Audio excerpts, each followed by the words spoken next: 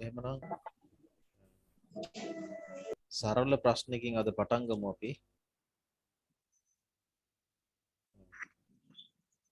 ඕනම කෙනෙක් මම හිතන්නේ හරි උත්තරේ දෙයි මේ ප්‍රශ්නෙට. පරිගණකයේ මොළය ලෙස හඳුන්වන්නේ කුමක්ද? එක මව් CPU. හරි. අහනකොටම උත්තරේ දුන්නා නේද? ඒ ලේසි ප්‍රශ්නයක්. මව්පුවරුව මධ්‍ය සැකසුම් ඒකකය පටන මාත්‍ර මතකය දෘඩ තැටිය කියලා තමයි උත්තර හතර තියෙන්නේ. එතකොට උත්තරේ වෙන්නේ මධ්‍ය සැකසුම් ඒකකය. පරිගණකයේ මොළය කියලා හඳුන්වන්නේ ඔය කොටස. ඇත්තටම බැලුවොත් එහෙම කම්පියුටරේ දත්ත හුවමාරු වෙන විදිහ සහ වේගය බැලුවොත් එහෙම ඇත්තටම හරි පුදුම සහගතයි. අපි කම්පියුටර් එක පාවිච්චි කරනවා තමයි මේ කිසිම දෙයක් දන්නේ නැතුව අපි විවිධාකාර දේවල් කරගන්නවා. නමුත් මේකේ මෙකැනිසම් එක බැලුවොත් එහෙම ඒක හිතාගන්න බැරි ඉලෙක්ට්‍රොනිකමය යාන්ත්‍රිකමය දත්ත හුවමාරුවක් තමයි CPU එක ඇතුලේ වෙන්නේ. දැන් හાર્ඩ් ඩිස්ක් එක කියන එක ගත්තොත් එහෙම ඒකේ තියෙන අංශු හાર્ඩ් ඩිස්ක් එකක තියෙන්නේ ඩිස්ක් එකේ මතු පිට ගාලා තියෙන ආලේපය වෙන්නේ මෙටල් ඔක්සයිඩ් කියන සංයෝගය. මෙටල් ඔක්සයිඩ් කියන්නේ විද්‍යාව හදාරපු අය නම් දන්නවා ඇති යකඩවල ඔක්සයිඩ් එක. ඒතකොට යකඩවල මේ මෙටල් ඔක්සයිඩ් එක කාන්දමක් මගින් අංශු හරවන්න පුළුවන්. කාන්දමක් මගින් යකඩ අංශු හරවන්න පුළුවන් වෙන්නේ දිශා දෙකකට විතරයි. ඔයාලා දන්නවා කාන්දමක තියෙන උතුර දකුණ කියලා. එතකොට හાર્ඩ් ඩිස්ක් එකේ තියෙන මෙටල් ඔක්සයිඩ් අංශු උතුරට සහ දකුණට හරවන්න පුළුවන්. එතකොට හાર્ඩ් ඩිස්ක් එකේ තියෙන දකුණේ සිට උතුරට හරවපු අංශු වලින් නිරූපණය වෙන්නේ බිඳුව කියන එක කියන අගය. කියන්නේ 0.1යි විතරනේ අපිට ප්‍රොසෙසර් එක හරහා යන දත්ත විදිහට අපි දන්නේ. ඒ කියන්නේ එච්චරනේ තියෙන්නේ දත්ත. එතකොට දකුණේ සිට උතුරට හැරවිච්ච මෙටල් ඔක්සයිඩ් අංශු නිරූපණය කරනවා 1. උතුරේ සිට දකුණට හැරවෙච්ච මෙටල් ඔක්සයිඩ් අංශු නිරූපණය කරනවා 0. එතකොට ඔය රටා සීරීස් එකක් ගත්තහම ඒ සීරීස් එක 0.1 කියන සීරීස් එක හඳුනා ගන්නවා හાર્ඩ් ඩිස්ක් එකේ හෙඩ් එකේ. හાર્ඩ් ඩිස්ක් එකේ හෙඩ් එකේ තියෙන රීඩ් හෙඩ් එක රයිට් හෙඩ් එක කියන. රයිට් හෙඩ් එකෙන් පුළුවන් ওই අංශු උතුර දකුණ මාරු කරන්න. ඒ කියන්නේ 0.1 බවට මාරු කරන්න.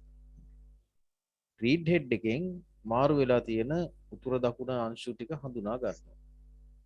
ඒවා 0 සහ 1 බවට පරිවර්තනය කරලා අරගෙන එනවා ප්‍රොසෙසර් එක දිහාවට.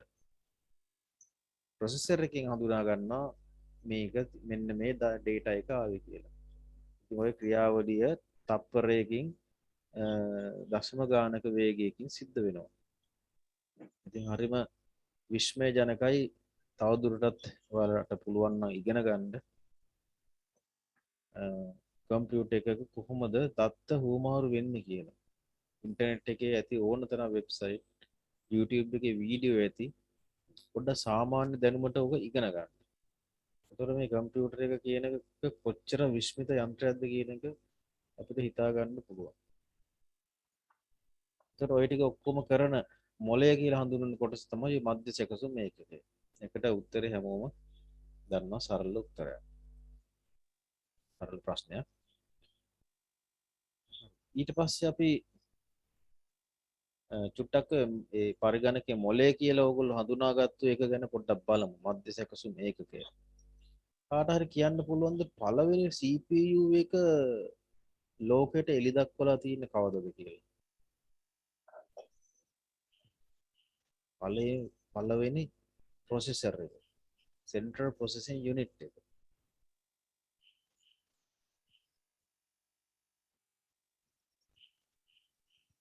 ඊට සමාන ප්‍රශ්නයක් අහන්න. Central Processing Unit එහෙම නැත්නම් මධ්‍ය සැකසුම් ඒකකය ලෝකෙට ඉදිරිපත් වුණේ කීවෙනි පරිගණක පරම්පරාවේදීද? හතරවෙනි පරම්පරාවේදී. හතරවෙනි පරම්පරාව. හතරවෙනි පරම්පරාව ලෝකෙට ඉදිරිපත් වුණේ මොන වර්ෂ කාල සීමාව තුලද?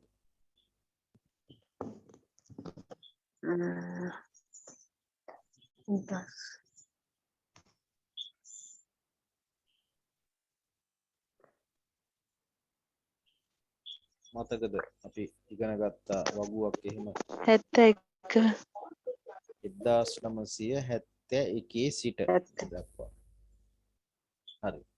එහෙමනම් පළවෙනි මධ්‍ය සැකසුම් ඒකකය ඉදිරිපත් වෙන්න ඇත්තෙත් 1971න් පස්සේනේ. පළවෙනි මධ්‍ය සැකසුම් ඒකකය ලෝකෙට ඉදිරිපත් වුණේ 1971 11 වෙනි මාසේ 16 වෙනිදා. අද කවද්ද? 2021 11 වෙනි මාසේ 21 වෙනිදා. හරියටම අවුරුදු 50යි දවස් 5යි. පළවෙනි මධ්‍ය සැකසුම් ඒකකයේ ලෝකෙට ඉදිරිපත් කරලා හරියටම අවුරුදු 50යි දවස් 5යි.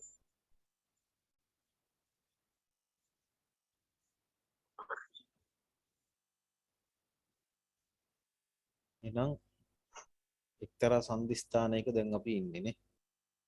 පළවෙනි මධ්‍ය සැකසුම් ඒකකය Intel 4004 කියන මොඩල් එක Intel සමාගමෙන් තමයි නිෂ්පාදනය කළේ. right. අපි ඒක සාමාන්‍ය දැනුම සඳහන් වෙ කතා කරේ. මට කියන්න දැන් අපි කියනවනේ high speed කියලා. මධ්‍ය සැකසුම් ඒකකය ඉතා වේගයෙන් වැඩ කරනවා. ඒ වේගය මනින්නේ මොනාගෙන්ද?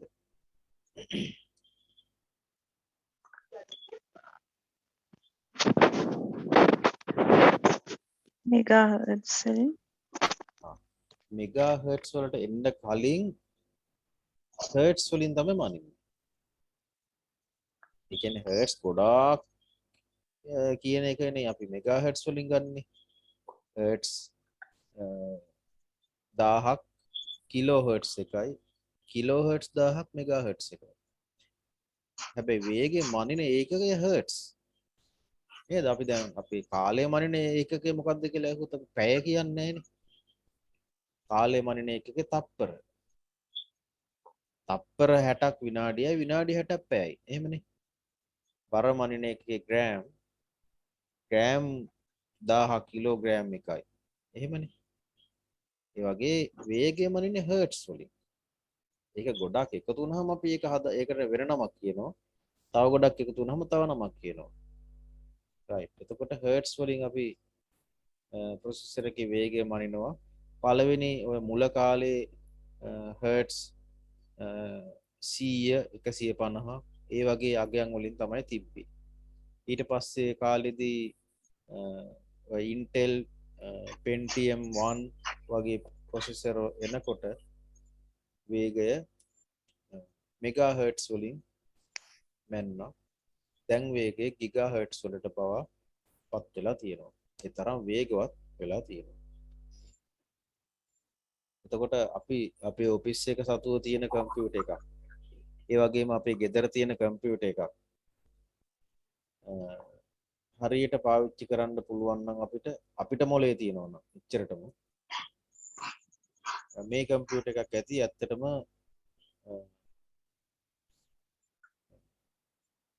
චන්ද්‍රිකාවක් ගුවන්ගත කරන්න පවා හැකියාවක් තියෙන ප්‍රොසෙසර් තියෙන කම්පියුටර්ස් තමයි අපි වර්තමානයේ පාවිච්චි කරන්නේ. මම එහෙම කියන්නේ පළවෙනි ස්පුට්නික් 2 චන්ද්‍රිකාව ගුවන්ගත කළේ Intel Pentium 1 කියන ප්‍රොසෙසර් එකටත් කලින් ආපු 486 කියන මොඩල් එකේ ප්‍රොසෙසර් එකකින්. ඒකේ වේගය උනේ සාමාන්‍යයෙන් අපේ දැන් ගිගාහර්ට්ස් නේ අපේ යන්නේ. ඒතකොට මෙගාහර්ට්ස් ඉතා සුළු ගානක වේගයක් තමයි තිබ්බේ. එහෙනම් අපි සතුව දැනට තියෙන්නේ ඒ වගේ 10 ගුණයක් විතර බලවත් CPU සහිත කම්පියුටර්ස්. හැබැයි අපි ඕකෙන් කරගන්නේ ලියුම් ටයිප් කරන එක විතරයි. right. මීට කලින් අපි කතා කරලා තියෙනවා CPU එක කොටස් 3කින් සමන්විතයි කියලා. කාට හරි කියන්න පුළුවන්ද ඒ කොටස් 3?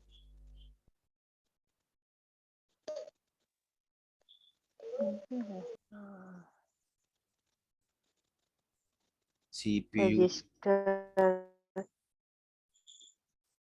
cache, memory,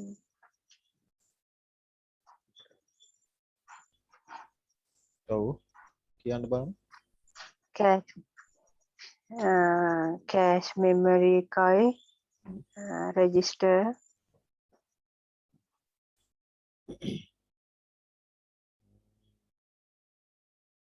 තව කාට හරි උත්තරයක් දෙන්න පුළුවන්ද?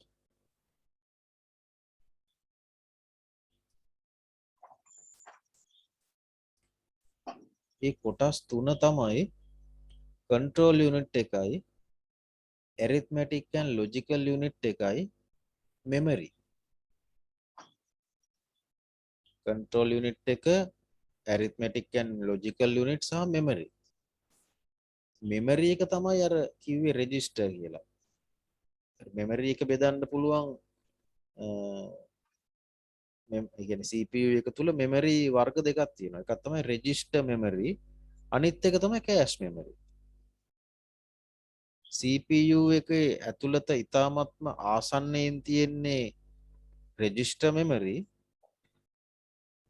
ඊට එහායින් තියෙන්නේ cache memory. ඊටත් එහායින් motherboard එකේ RAM. ඕවා එකිනෙකට එක සම්බන්ධයිනේ.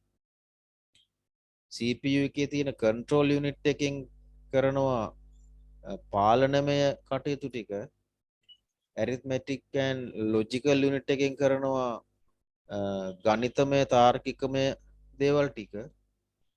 මේ දේවල් ටික කරන්න අවශ්‍ය කරන data తాවකාලිකව රඳවාගෙන තියාගෙන ඉන්නවා registers වල. registers කියන memory කොටසේ. registers කියන memory කොටසේ රඳවාගෙන ඉන්න කලින් ඒවා තියාගෙන ඉන්න తాවකාලිකව cache memory වල. cache memory එකට කලින් ඒවා තියාගෙන ඉන්නවා RAM එකේ. RAM එකටත් කලින් ඒවා තියාගෙන ඉන්නවා hard disk එකේ. ඔන්න ඔය hierarchy එකට තමයි මධ්‍ය සැකසුම් මේකකය දත්ත අරගෙන වැඩ කරන්නේ. මං ඇහුවොත් එහෙම ඔතනින් ප්‍රශ්නයක්. ක්‍රියාවලිය පැත්තෙන් secondary memory සහ main memory අතර තියෙන වෙනස මොකක්ද කියලා ඇහුවා. මොකද්ද දෙන්න පුළුවන් උත්තරේ?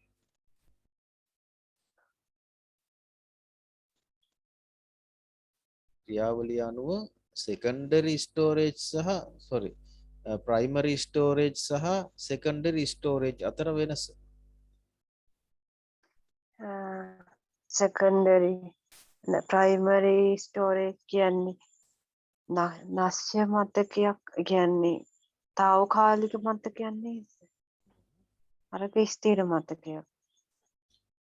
හැබැයි ROM එක primary storage නෙමෙයිද? නෑ ඒක ස්ථිර මතකයක් ROM එක. එතකොට දැන් කිව්වනේ නශ්‍ය මතකයක් කියලා. ඔව්. එතකොට ඒක පොදු උත්තරේට ඒක ගන්න බෑ නේද? දැන් main memory එකට වැටෙනවා ROM එකත් වැටෙනවා. ROM එක RAM එක cache memory වැටෙනවා main memory වලට. ඒ ඔක්කොම නශ්‍ය මතක නෙමෙයිනේ. ඔව්. ROM එක නශ්‍ය නෑ. ROM එක ස්ථිර මතකයක්. ඒතර මං ඇහුවේ ක්‍රියාවලිය අතින් බැලුවාම primary memory සහ secondary memory අතර වෙනස මොකක්ද කියලා. ඒතර නශ්‍ය කියන පැත්තෙන් ගත්තොත් එහෙම වෙනසක් කියන්න බෑ. ROM එකත් නශ්‍යයි, secondary memory වන hard disk එකත් so ROM එක නැශ්‍ය නොවන secondary memory වන hard disk එකත් නැශ්‍ය නොවන. එතකොට ඒක වෙනසක් නෙමෙයිනේ. ක්‍රියාකාරීත්වය පැත්තෙන් මම ඇහුවේ. ඒ වචන වැදගත් මේ විභාගෙටත් ඔය වචන වලින් තමයි හැලෙන්නේ. දැන් ඕකම තව පැත්තකින් අහන්නම්කෝ. යම් කිසි මෙමරි එකක් දීලා තිබ්බොත් ඒක ප්‍රයිමරි ස්ටෝරේජ් එකක්ද එහෙම නැත්නම් සෙකන්ඩරි ස්ටෝරේජ් එකක්ද කියලා හඳුනා ගන්න පුළුවන් එකම ලක්ෂණය මොකක්ද?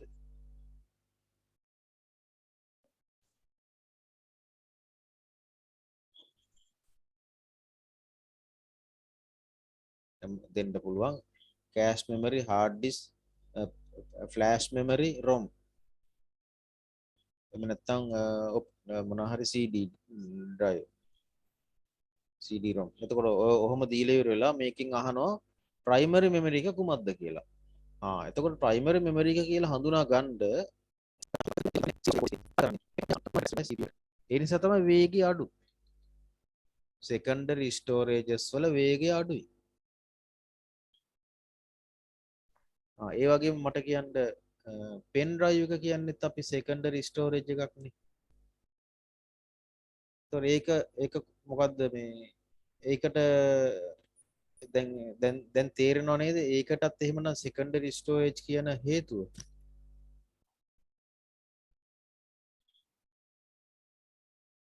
එලින්ම data ගන්න බෑ. පෙන් ඩ්‍රයිව් එකත් සම්බන්ධ වෙන්නේ කම්පියුටර් එකේ සිස්ටම් යුනිට් එකේ පියන ගලවලා බැලුවොත් එහෙම කේබල් එකකින් තමයි මදර් බෝඩ් එකට සම්බන්ධ වෙන්නේ.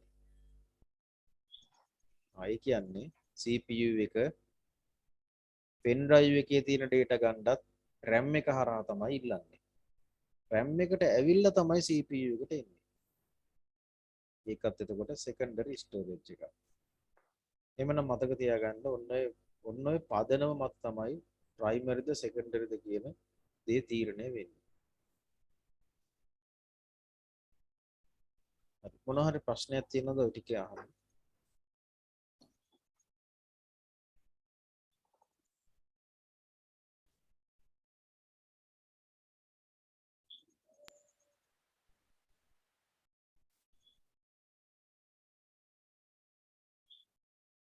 එහෙම නැත්නම් මම හිතනවා මේ ටික තේරෙන්න ඇති කියලා. ඊළඟ ප්‍රශ්නට යන්න.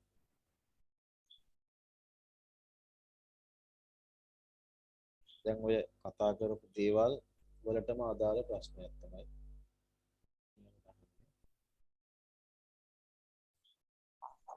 පහත මතක වර්ග අතරින් මධ්‍ය සැකසුම් ඒකකය තුල පිහිටා ඇති මතක වර්ගය වන්නේ.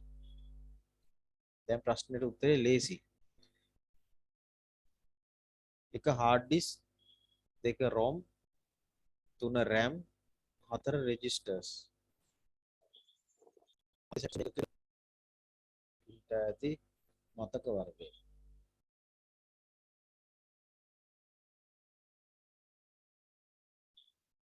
register. register. හරි register තමයි උත්තරේ. hard disk, ROM, RAM, registers. ROM එක පිහිටා ඇත්තේ කොහෙද?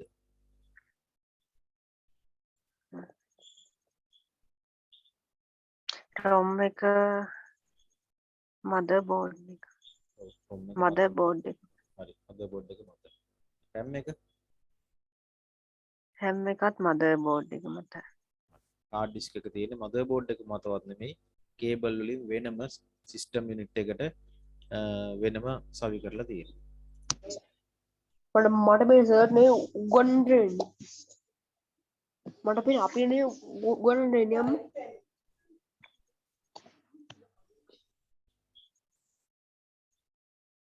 හරි එතකොට මම නිකන් මෙහෙම ප්‍රශ්නයක් අහුවා. මිලින් වැඩිම වෙන්නේ primary storages ද secondary storages ද?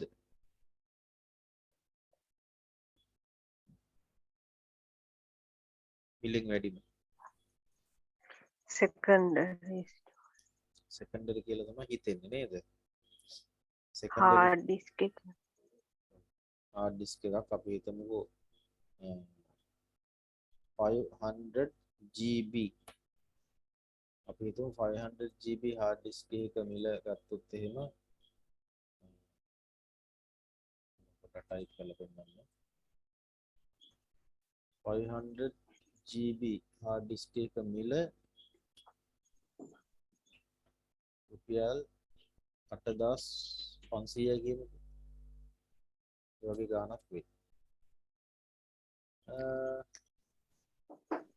දැන් ඕක එතකොට මොකක්ද සෙකන්ඩරි නේ ඔව් සෙකන්ඩරි එකක් අපි බලමු ප්‍රයිමරි එකක් වන RAM එකක මිල RAM එකේ 2GB RAM එකක් කීයක් වෙනවද මෑතකදී කවුරු හරි ගත්තු කෙනෙක් ඉන්නවා නම් කියන්න බලන්න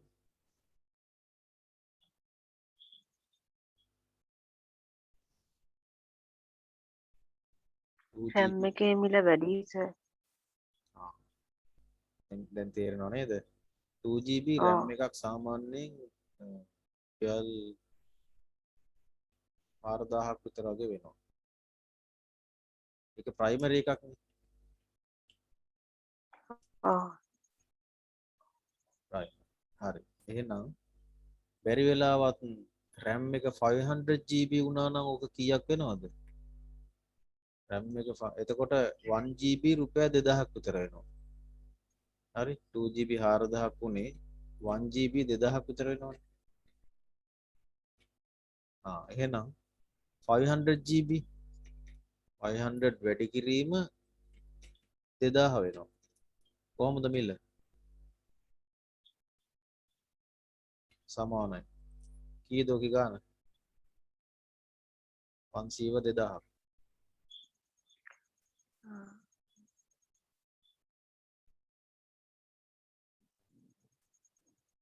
කියන්න ගාන හදලා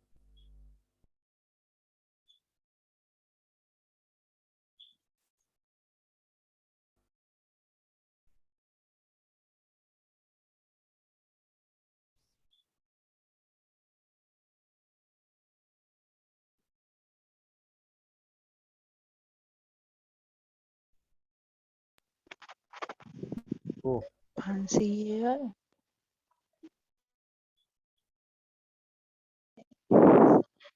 ලක්ෂයක් වෙනවා. සර් කරන්නේ එහෙනම් දැන් තේරෙනව නේද මිල වැඩිම ප්‍රයිමරි මෙමරිද සෙකන්ඩරි මෙමරිද කියලා අපිට නිකන් හිතෙන්නේ නම් මුලටම සෙකන්ඩරි මෙමරි හાર્ඩ් ඩිස්ක් තමයි ගණන් වැඩි කියලා. නමුත් මිල වැඩිම මිල අධිකම වෙන්නේ ප්‍රයිමරි මෙමරි. වේගය අතින් බැලුවොත් එහෙම වේගය වැඩිම වෙන්නේ ප්‍රයිමරි මෙමරිද සෙකන්ඩරි මෙමරිද? ප්‍රයිමරි ප්‍රයිමරි මෙමරි තමයි වේගය වැඩිම. මොකද CPU එක ඉතාමත්ම වේගවත්. ඒ CPU එකත් එක්ක ගනුදෙනු කරන්න නම් ප්‍රයිමරි මෙමරි එක ඉතාමත්ම වේගවත් වෙන්න ඕන. ඒ වේගය අසලකටවත් එන්න බෑ හાર્ඩ් ඩිස්ක් එකකට. ඉතාමත්ම ස්ලෝ ප්‍රයිමරි මෙමරි එකක් එක්ක බැලුවහම. හැබැයි කැපැසිටි එක අතින් ගත්තොත් එහෙම ප්‍රයිමරි මෙමරි කියන ඒවා ලිමිටඩ්. ඒ කියන්නේ ලොකු කැපැසිටි වලට තාම යන්න බැරි වෙලා තියෙනවා ප්‍රයිමරි මෙමරි වලට. නමුත් සෙකන්ඩරි මෙමරි වලට විශාල ධාරිතාවල් වලට යන්න පුළුවන්. ඔයාලට මතක ඇති අපි කතා කරා පෙටාබයිට් ටෙරාබයිට් වලින්. ඔය සුපර් කම්පියුටර්ස් වල එහෙම RAM මේ මෙමරි ටෙරාබයිට් වලින් තියෙනවා. ටෙරාබයිට් 20යි 30යි ඒ වගේ. right. ඒ වගේම තමයි මේ තියෙන්නේ CPU එක ඇතුළත ඔය තියෙන මෙමරි කොහොමද පිහිටලා තියෙන්නේ කියන එක ගැන පොඩි රූප සටහනක්. control unit එකයි arithmetic and logical unit එකයි registers ටිකයි තමයි central processing unit එක ඇතුලේ තියෙන CPU එකත් එක්ක එකටම බැඳිච්ච කොටස් ටික. ඊට පස්සේ තමයි memory unit කියන කොටස තියෙන්නේ. ඒකේ තමයි cache memory තියෙන්නේ. එතකොට input devices වලින් එන data ඔය තුල process කරලා output devices වලට central processing unit එක විසින් මුදා හරිනවා. මම හිතන්නේ ඒ ටික පැහැදිලි වෙන්න ඇති කම්පියුටර් එකේ කොහොමද මේ යාන්ත්‍රණය සිද්ධ වෙන්නේ කියලා. හරි. ඔව් එහෙනම් ඔව්. එහෙනම් input devices වලින් output devices වලට මේ තොරතුරු දෙනකොට ප්‍රධාන input device එක හැටියට අපි හඳුනාගෙන තියෙනවා keyboard එක.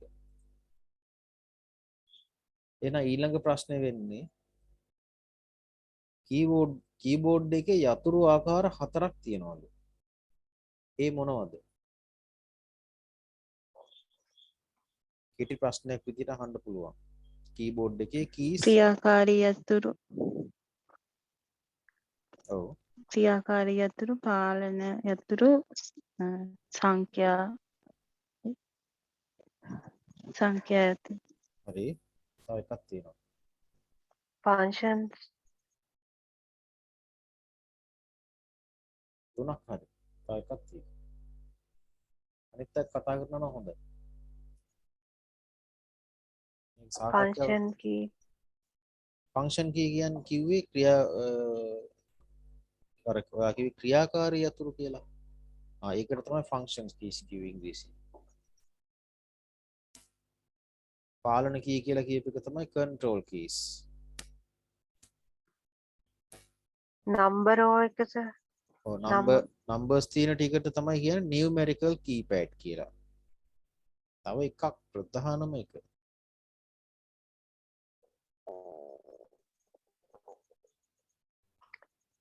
අකුරු ලියන ඒ ටිකත් එක්කම සර් ඒ ටිකත් එක්ක ඔව්. එතකොට සර් home key එකයි control end එක එහෙම අයිති වෙන්නේ special keys. ඒ ටික අයිති වෙන්නේ control keys වලට.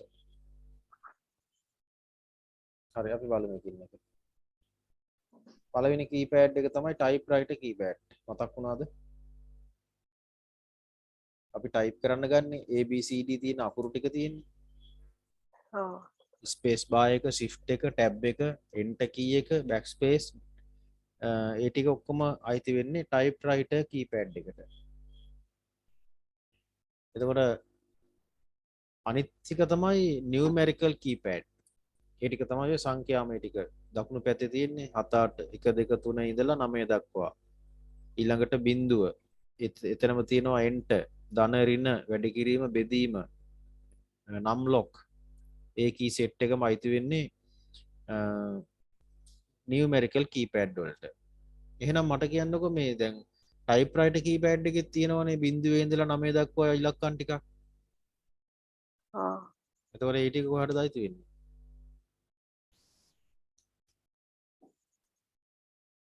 ඒ ටික අයිති වෙන්නේ typewriter keypad එකට.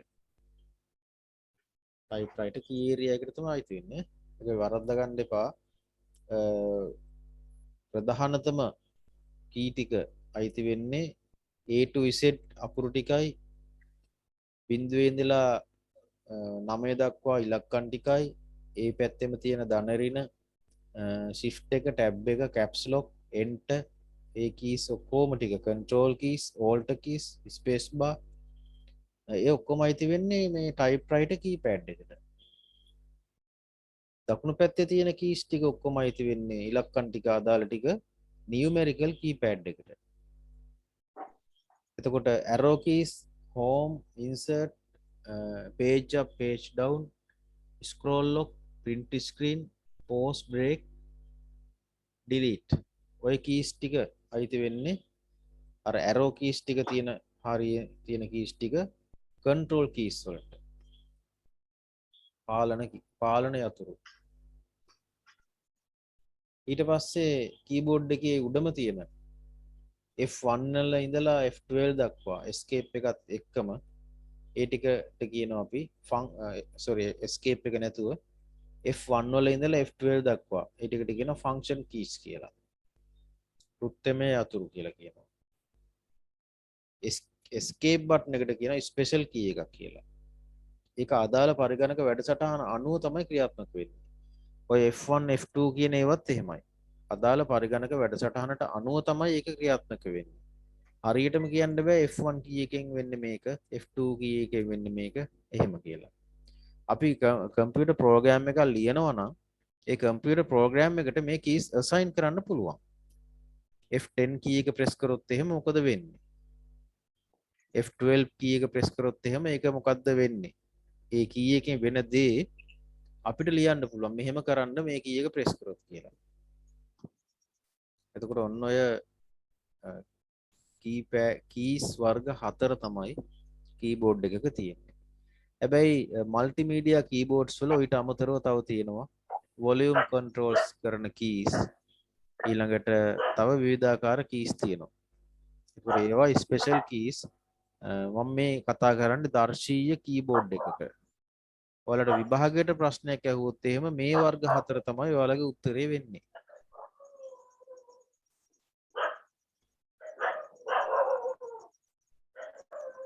රයිට් මොනවා හරි ප්‍රශ්නයක් තියෙනවද ඔය ටික අහන්න?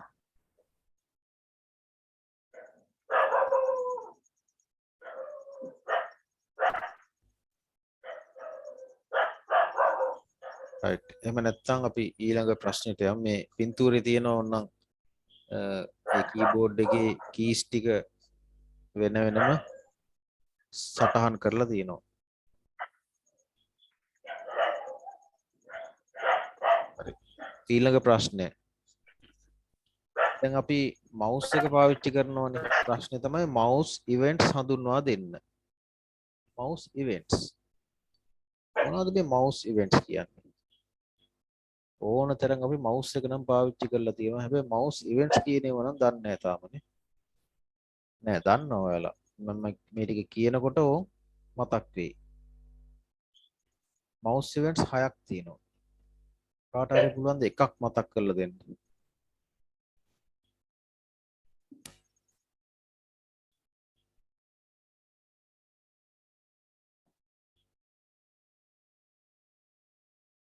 මවුස් එකේ අපි මවුස් එක පාවිච්චි කරන විදි ටික.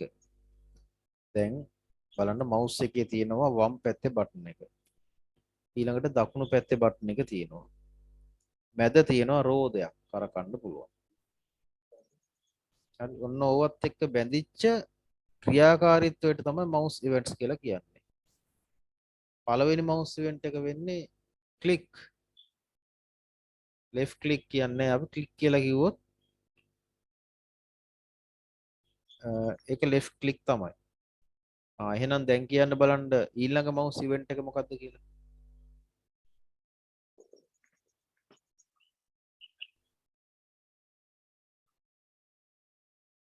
right click. ඔව්. ඊළඟ එක right click. තව මොනවද දන්නේ? මවුස් ක්ලික් වලින් මේ මවුස් ඉවෙන්ට්ස් වලින්. ඒක අර ඇරෝ කී වලින් යන සිස්ටම් එකටම දැන් මවුස් එකෙත් යන්නේ දැන් left right ඊට පස්සේ අර up arrow down arrow වගේ. ඒක මෙහෙමයි. දැන් මවුස් එක අපිට දැන් කීබෝඩ් එකේ ඇරෝ කීස් වලින් නම් එක්ක up එක්ක down එක්ක left එක්ක right නේ. නමුත් ඔව්. මවුස් එකෙන් අපිට ඔය අතරත් දිශාවකට ගෙනියන්න පුළුවන් නේ කර්සර් එක ඇරෝ එක. එතකොට කීබෝඩ් එකේ ඇරෝ කීස් වලින් මේ පැත්ත සහ මේ මවුස් එකේ මේ ඉවෙන්ට්ස් අතර සම්බන්ධයක් නැහැ.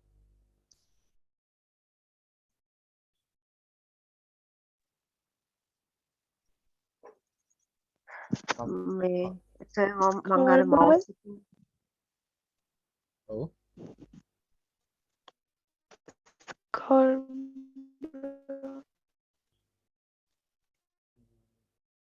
ශාන්තිනේ ඔයා කියන එක පැහැදිලි කරන්න පොඩ්ඩක්.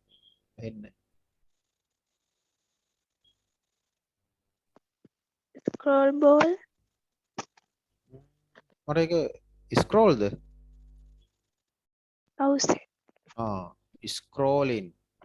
ස්ක්‍රෝලින් කියන්නේත් එක ඉවෙන්ට් එකක්. රෝද බොත්තම කියලා කියන ඔකට ස්ක්‍රෝල් බටන් කියලා කියනවා. මధుරිකාට පැහැදිලිද මේ මං දීපු උත්තරේ ඔයා බලාපොරොත්තු වෙච්ච උත්තරේද? සර් අර මම වැඩ කරන්නේ කීබෝඩ් එකෙන්නේ මවුස් එක පාවිච්චි කරන්නේ නැති හින්දා මේ මට ඒක ටිකක් හොයාගන්න අමාරුයි. හරි හරි. ඔයාට මවුස් එක එහෙමනම් මෙහෙමයි. මවුස් ඉවෙන්ට්ස් ඔයාට යූස් වෙන්නේ නැහැ. ඔව්. ඔව්. එතකොට ඔයා මේ සියල්ලම කරන්නේ කීබෝඩ් එකෙන්. ඔව්. හරි. එහෙම නමුත් මවුස් ඉවෙන්ට්ස් කියලා જાතියක් මෙහෙම තියෙනවා කියලා දැනගෙන ඉන්න. මොකද විභාගයට අහන්න ඉඩ තියෙනවනේ එකක් දෙකක් හරි. ඔව් සර්. ඔව්. හරි. ඊළඟ මවුස් ඉවෙන්ට් එක තමයි drag and drop. ඒ කියන්නේ ඇදගෙන ගිහිල්ලා අතාරින එක. එතකොට මధుරිකා මේක කරනවා නම් ඔයා බ්ලයින්ඩ් නිසා shift එක ඔබාගෙන arrow keys වලින් තමයි ඒක කරන්නේ නේ. ඔව්. එහෙම shift එක ඔබාගෙන arrows වලින් යන්නේ. ඔව් ඔව් ඒක හරි. එතකොට ඕකම mouse එකෙන් කරනවා නම් left button එක ඔබාගෙන ඇදගෙන ගිහිල්ලා අතාරින්න පුළුවන්. ඒ කියන්නේ left button එක අතෑරියාම ඒක අදාළ තැනට ගිහින් නතර වෙනවා. අපි තුමු desktop එකේ තියෙන icon එකක් නම් left button එක ඔබලා ඒ icon එක මත එහෙම්මම අතාරින්න නැතුව ඇදගෙන යනවා Tamanට අවශ්‍ය තැනට. අරගෙන යනවා. drag කරනවා කියලා එකට කියන්නේ. ගිහිල්ලා left button එක අතෑරියාම ඒක එතන නතර වෙනවා. ඒකට කියන drop කියලා. drag and drop. ඒක එතකොට එක තවත් එක mouse event එකක්. ඊළඟ mouse event එක double click. ඔයාලා කරනවනේ දන්නවනේ ඒක. double click. මధుරිකා කරනවා නම් keyboard එකකින් කරනවා නම් කරන්නේ අදාළ තැන click කරලා sorry අදාළ තැනට arrow keys වලින් ගිහිල්ලා enter කරන එක. enter කරන. ඔව්. mouse එකෙන් කරනවා නම් කෙලින්ම ගිහිල්ලා double click කරන එක කරන්නේ. double click කරන්නේ වම් පැත්තෙන්. හරි. තව එකක් තියෙනවා triple click. ඒකත් වම් පැත්තෙන්. තුන් පාරක් click කරනවා. දැන් word වල වගේ තුන් පාරක් එක තැන click කරොත් එහෙම මුළු paragraph එකක් highlight වෙනවා. word වලම එක වචනයක් උඩ double click කරොත් එහෙම ඒ වචනේම highlight වෙනවා. double click triple click ඊළඟට අර ඉස්සෙල්ලාම කියපු scroll button එක රෝද බොත්තම. word වල ඉඳගෙන අපි pages ගණනාවක් තියෙන document එකක scroll කරොත් එහෙම pages එකින් එක උඩට යනවා. උඩ පහළ කරන්න පුළුවන්. දැන් web browser එකක වුණත් scroll button එක කැරකුවොත් එහෙම මේ page එක ඉහළ හෝ පහළ අපිට යවන්න පුළුවන්. ප්‍රශ්න තියෙනවද? නෑ සර් පැහැදිලි. හරි. සර් ඒවට සිංහලෙන් නේද අපි ලියන්න ඕන උත්තර ලියනකොට එහෙම ප්‍රශ්නයක් අහලා තිබුණා. සිංහලෙන්ම ලිවීම අත්‍යවශ්‍ය වෙන්නේ නැහැ. ඔයාලා දන්නවනම් සිංහලෙනුයි ඉංග්‍රීසිනුයි දෙකෙන්ම ලියන්න. එහෙම නැත්නම් Taman දන්න වචනකින් ලියන්න. ගැටලුවක් නැහැ. එතකොට සර් ඉංග්‍රීසි වලින් ලියනකොට මේ අකුරු හරියටම තියෙන්න ඕනේද ඉංග්‍රීසි? ඔව් ඒක ඉතින් බලන කෙනා තමයි තියෙන්නේ වැඩි. drag and drop කියනකොට අපිට පොඩ්ඩක් අකුරක් වැරදුනොත් එහෙම එයා තේරුම් ගන්නවා නම් මේක drag and drop කියලා එයාට ලකුණු දෙන්න හිතෙනවා නම් එයා ලකුණු දෙයි. ඉතින් එහෙම තත්ත්වයක් තියෙන්නේ. නමුත් ඔතනදී ඇත්තටම මේ ඉංග්‍රීසි භාෂාව බලන විභාගයක් නෙමෙයි නිසා මම විශ්වාස කරනවා ලකුණු දෙනවා කියලා. මොකද භාෂාව පරීක්ෂා කරන එකක් නොවන නිසා.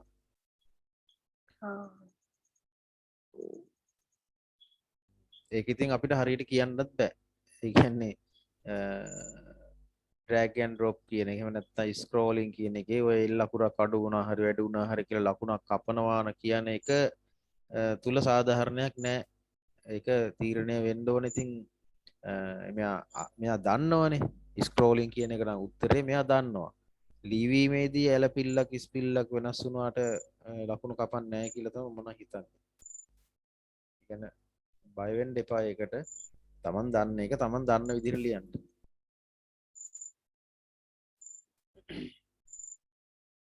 හරි. එහෙනම් ඊළඟ ප්‍රශ්නෙට අපි යමු. මේ දක්වා කතා කරපු වාගේ මොකුත් ගැටලු නැහැ නේද? නෑ සර්. ඊළඟට එහෙමනම් ආපහු තවත් මතක ප්‍රශ්නයක් අහන්නේ. අපි හිතමු මේ වගේ කෙටි ප්‍රශ්න අහන්න පුළුවන්. පරිගණකයේ ඇති නශ්‍ය මතක වර්ග 3ක් නම් කරන්න.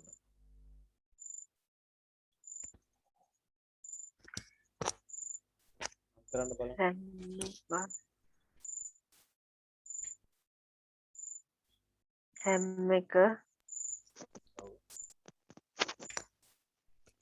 රෙජිස්ටර් මතකයේ කෑෂ් මෙමරි එක.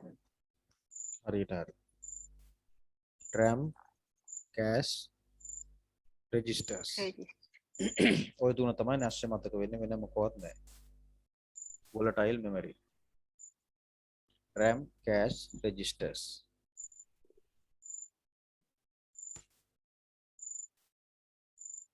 මම හිතන්නේ ඒ ගැන ලොකුවට විස්තර කරන්න දෙයක් නැති වෙයි. පරිගණකයේ ඇති නශ්‍ය නොවන මතකයක් කියන්න බලන්න එහෙමනම්. hard disk. හරි, hard disk එක හරි. motherboard එක මත තියෙන නශ්‍ය නොවන මතකයක්.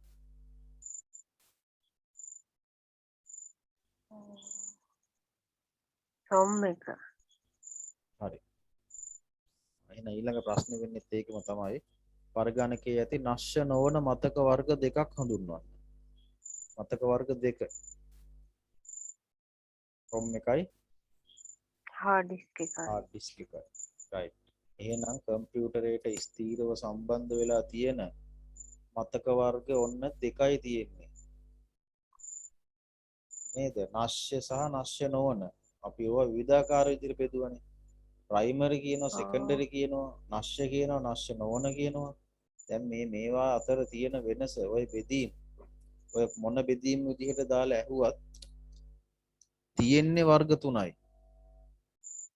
ROM එක, RAM එක, cache registers, hard disk. ඔක්කොම පහයි. ඔය පහ තමයි ඔය පහට තමයි ඔක්කොම කියන්නේ. නශ්‍ය මතක කිව්වොත් එහෙම ඔය පහ අතරින් මොනවද කියලා කියන්න දැන් පුළුවන්. නශ්‍ය මතක කිව්වොත් එහෙම නේද? කරන්ට් එක තියෙනකල් මතකයේ තියෙනවා, කරන්ට් එක නැති වෙච්ච ගමන් මතකයේ නැහැ. ඒ මොනවද? ඉස්සෙල්ලා අපි කතා කරේ නශ්‍ය මතක RAM cache registers. ඉතුරු දෙක ROM hard disk නශ්‍ය නොවන. ඔය පහයි තියෙන්නේ. ඔය පහට තමයි ඔය ඔක්කොම අයිති වෙන්නේ. විභාගෙට මොන ප්‍රශ්න ඇහුවත් ඔය ටික මතක නම් ඕන ගොඩකට දාලා ඔකට උත්තරේ සපයන්න පුළුවන්. වෙලාවකට කියනවා ප්‍රයිමරි මෙමරි කියලා. වෙලාවකට කියනවා නශ්‍ය කියලා, volatile කියනවා, නශ්‍ය නොවන කියනවා, secondary කියනවා, main memory කියනවා. ඒකට ඔය පහ තමයි ඔය හැම තැනටම කැරකෙන්නේ. වෙන මොකවත් නෙමෙයි. හරි. මොන හරි පැටලෙවිල්ලක් තියෙනවා නම් මගෙන් දැන් අහන්න උතනයි. මොකද ගොඩක් අය පටල ගන්න එකක් ඕක. නම් කීපයක් පාවිච්චි වෙනවා ඔය ඔක්කොට මේකයි ප්‍රශ්නේ.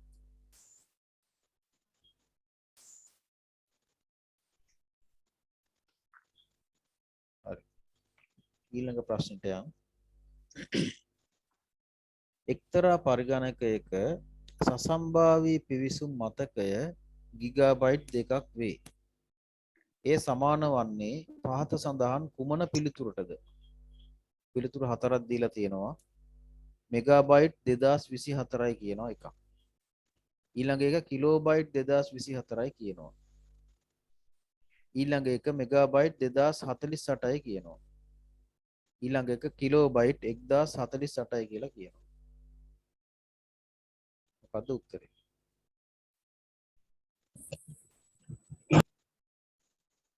තුන්වෙනි එක තුන්වෙනි එක කියන්නේ මේ මෙගාබයිට් 2048යි කියන උත්තරේ.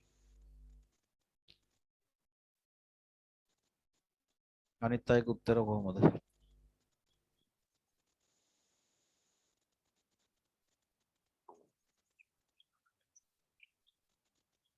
2GB කියන එක සමාන වෙන්නේ මොකේටද කියලා තමයි අහන්නේ. ඉතින් කෙටියෙන් කිව්වොත්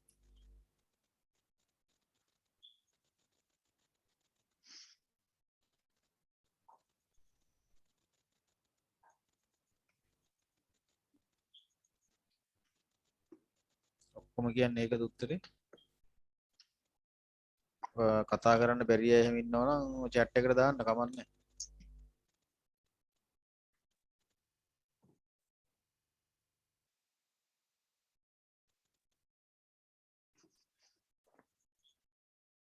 හරි. මෙතනදී මේ ප්‍රශ්නට උත්තරේ දෙන්න අපි දැනගන්න වෙනවා දත්ත හා තොරතුරු වල ධාරිතාව මනින විදිය.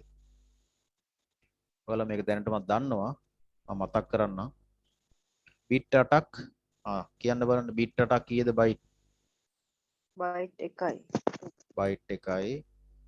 බයිට් බයිට් 1020 8ක් බයිට් 1024ක් කිලෝබයිට් එකයි. කිලෝබයිට් එකයි.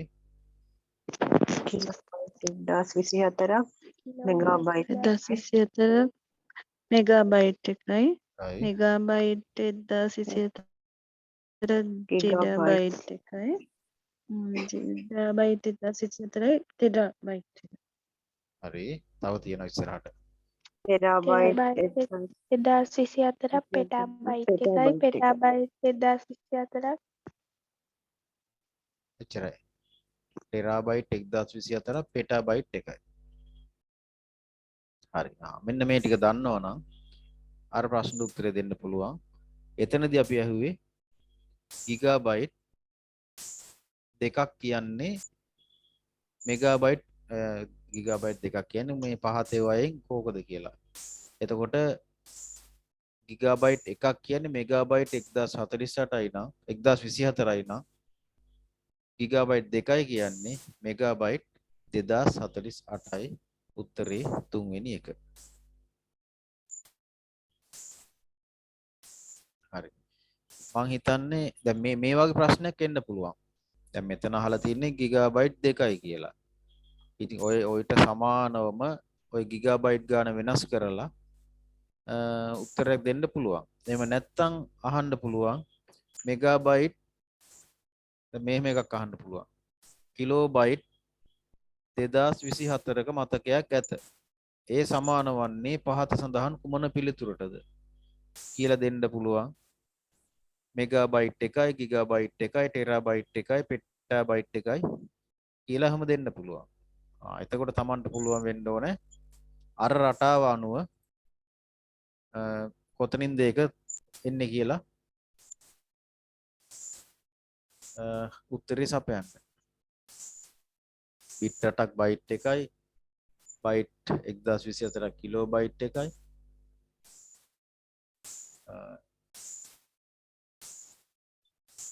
ඒ ටේබල් එක හරියට මතක තියෙනවා නම් පුළුවන් ඔකට උත්තරේ හරියට දෙන්න. එහෙනම් ඊළඟ ප්‍රශ්නෙට යමු.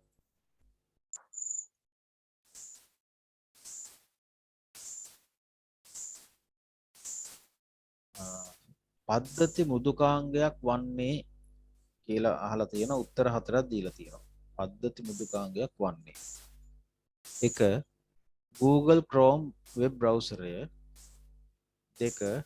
MS Windows 3. MS Outlook 4. MS Excel.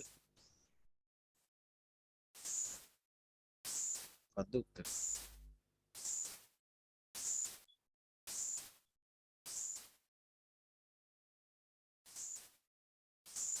පද්ධති මෘදුකාංගයක් වන්නේ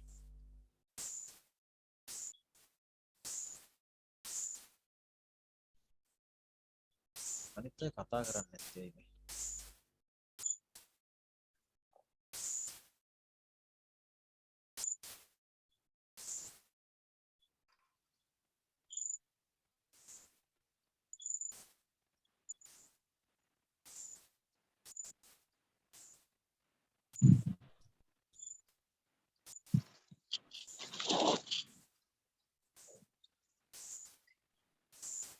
මොකක්ද මේකට උත්තරේ?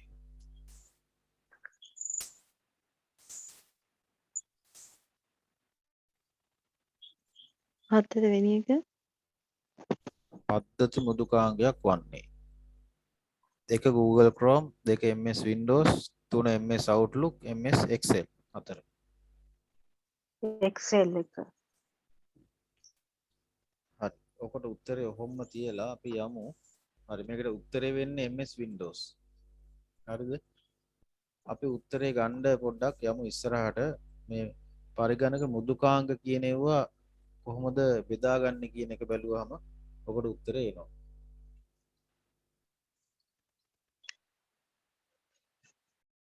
MS Windows තමයි උත්තරේ. ඇයි MS Windows කියලා කියන්නේ? මොනවද පද්ධති මෘදුකාංග කියන්නේ? ඈ අන්න ඒකට අපි උත්තරේ දැන් හොයාගමු. හරි.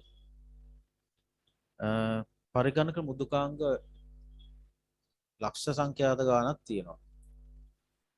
ඔය ලක්ෂ සංඛ්‍යාත ගානම කොටස් දෙකකට බෙදන්න පුළුවන්. එකක් තමයි සිස්ටම් software. එහෙම නැත්නම් පද්ධති මෘදුකාංග.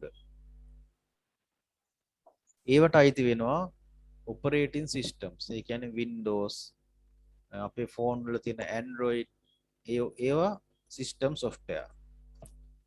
ඊට පස්සේ තව තියෙන utilities කියලා. ඒ system software ගොඩටම අයිති වෙන. ඊළඟට අනිත් එක device drivers කියන ඒවා. එතකොට system software තමයි එක ගොඩක්. ලෝකේ තියෙන මෘදුකාංග ලක්ෂ කෝටි ගාන අතරේ එක ගොඩක් තමයි system software.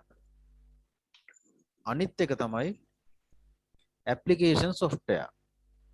Word, Excel, PowerPoint, Access, Games, CLM, ඒ වගේ තියෙන විශාල සංඛ්‍යාවක් අයිති වෙන්නේ application software වලට.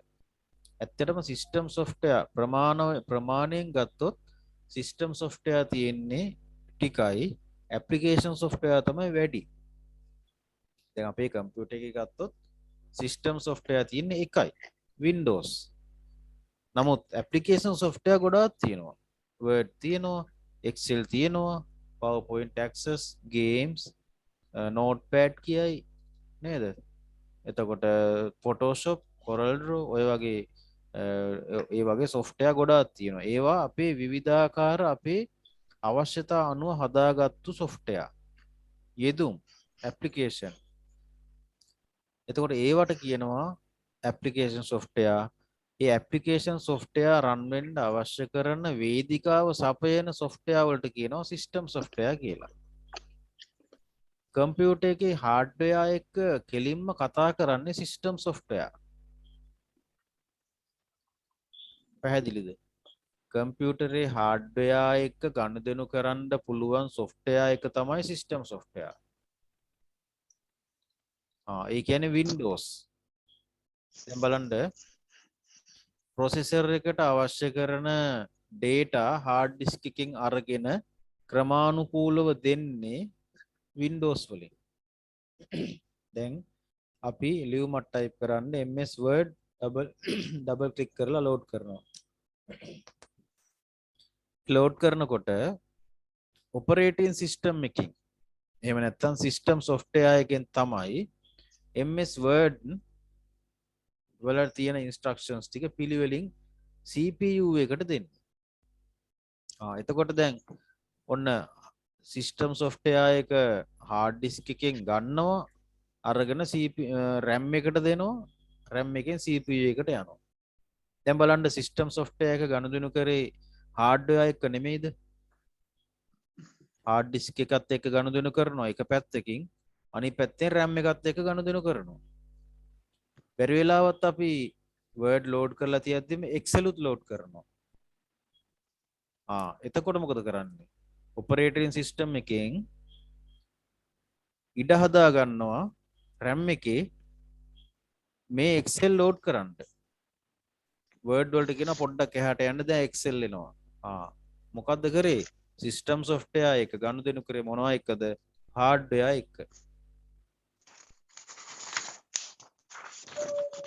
එතකොට එහෙමනම් Word හෝ Excel හෝ කියන ඒ application software ටික run කරන්න නම් system software එකක් අත්‍යවශ්‍යයි. සිස්ටම් software එකක් කම්පියුටර් එකේ නැතුව ඇප්ලිකේෂන් software එකක් රන් කරන්න බෑ. අපේ මොබයිල් ෆෝන් එක ගන්නකො.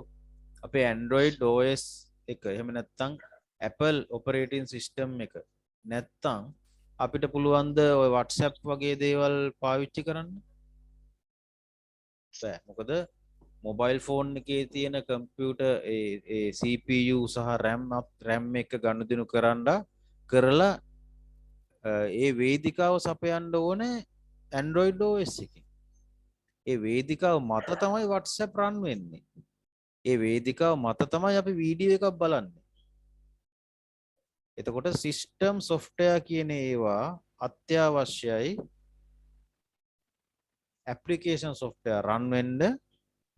සිස්ටම් software තමයි application software සහ hardware අතර ගනුදෙනුව කිරීම සඳහා අවශ්‍ය වේදිකාව සපයන්නේ.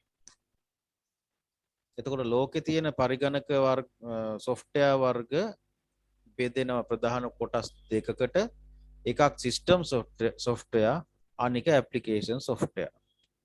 හරි. ආපහු පළවෙනි ප්‍රශ්නට යන්න දැන් ඊට කලින් ප්‍රශ්නෙට. එහෙනම් දැන් මේ ප්‍රශ්නෙට උත්තරේ ලේසි නේද? සිස්ටම් software කියන එකට සිංහලෙන් කියනවා පද්ධති මෘදුකාංග කියලා.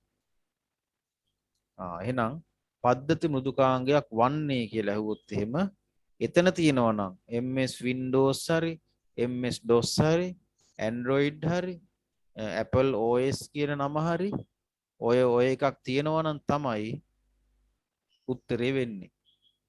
තව තියෙනවා Linux ඊළඟට Ubuntu කියලා තියෙනවා. Linux Ubuntu ඔය වගේ නම් වලින් තියෙනවා. එතනදී මම තව එකක් කියලා දෙන්නම්. මේ Linux කියන එක ගත්තොත් එහෙම ඒක open source software. මේවා open source. ඇයි අපි open source කියලා කියන්නේ? මම දැක්කා සැරයක් විභාග ප්‍රශ්නයකට ඔක අහලා තියෙනවා. open source.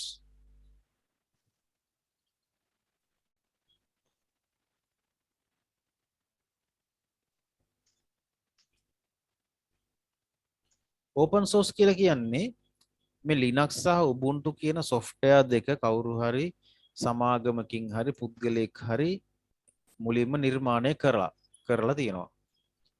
මේ නිර්මාණය කරපු operating system එකේ තියෙන codes අපිට අවශ්‍ය විදිහට වෙනස් කරගන්න පුළුවන් විදිහට එයාලා ඒ codes උත් එළියට දාලා තියෙනවා. අපිට පුළුවන් ඕන නම් Linux එහෙම නැත්නම් Ubuntu කියන software එක load වෙනකොට අපේ පින්තූරයක් සමග ඒක load වෙන්න දාන්න. නමුත් අපිට MS Windows load වෙනකොට එහෙම පුළුවන්ද? ඒගොල්ලන්ගේ තියෙන logo එක මිසක් අපේ logo එකක් දාන්න බෑ. එහෙම හේතුව වෙන්නේ අපිට ඒකේ තියෙන source code එක ඒ instructions වෙනස් කරන්න බැරිකම. නමුත් Linux Ubuntu වගේ open source වල ඒවා වෙනස් කරන්න පුළුවන්. ඒ වගේම තමයි ඒ නිසා මේ Linux Ubuntu කියන operating systems එහෙම නැත්නම් open source software ඉතා වේගයෙන් දියුණු වෙනවා. හේතුව තමයි programming දන්න අය ඒ වගේ තියෙන වැරදි අඩුපාඩු සකස් කරමින් නැවතත් අන්තර්ජාලයට මුදා හරිනවා. ඒතකොට පළවෙනියටම එළියට දාපු Ubuntu version එක නෙමෙයි අවුරුද්දක් යනකොට තියෙන්නේ ඒකේ තියෙන වැරදි අඩුපාඩු ගොඩාක් හදලා ගොඩාක් ඩෙවලොප් වෙච්ච software එකක් තමයි තියෙන්නේ අවසානෙට. නමුත් MS Windows වගේ software develop කරන්න පිට කාටවත් බෑ. ඒක කරන්න පුළුවන් Microsoft සමාගමට විතරයි. ඒ නිසා එයාලම ඒකේ තියෙන වැරදි අඩුපාඩු හඳුනාගෙන හදන තාක්කල් ලෝකෙට තියෙන්නේ එයාලා එළියට දාපු version එක විතරම තමයි. ඒ නිසා තමයි එයාලා අවුරුද්ද දෙකක් යනකොට Windows 7, Windows 8, Windows 10, Windows 11 කියා අලුතෙන් version හදා එවන්නේ. නමුත් මේ open source software වල ඒ විදිහට යන ඒවා නෑ. ඒවා තියෙන්නේ එළියට දැම්මා ඊට පස්සේ ඩෙවලොප් වෙනවා. දාපු software එක නෙමෙයි අවුරුද්දක් විතර යනකොට තියෙන්නේ ඩෙවලොප් වෙච්ච software එකක්. අපිට පුළුවන් නම් කම්පියුටර් ප්‍රෝග්‍රෑමින් අපිටත් පුළුවන් මේ Ubuntu කියන software එක අපිට අවශ්‍ය පරිදි වෙනස් කරන්න. ඒකට නීතියෙන් තහනමක් නැහැ. අන්න එහෙම ඒවට කියනවා open source කියලා.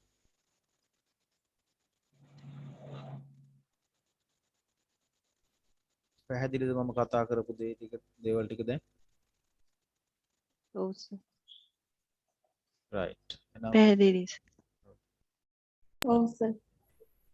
එහෙමනම් ඔයාලා දන්නවා දැන් මේ ප්‍රශ්නේ ඇතුළත තියෙන අනිත් software සියල්ලම application software කියලා. Google Chrome කියන්නේ application එකක්. MS Outlook කියන්නේ ඊමේල් ලැබීම සඳහා සකස් කරපු application software එකක්. MS Excel කියන්නේ ගණන් හැදීම සඳහා සකස් කරපු application software එකක්. right. මම හිතනවා මේ වගේ ප්‍රශ්නයකට ඉතා ලේසියෙන් උත්තර දෙන්න පුළුවන් වෙයි ඉස්සරහට කියලා.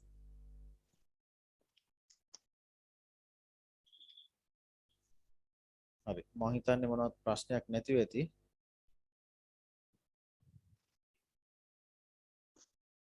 විනාඩි 2ක වගේ බ්‍රේක් එකක් ගමු අපි.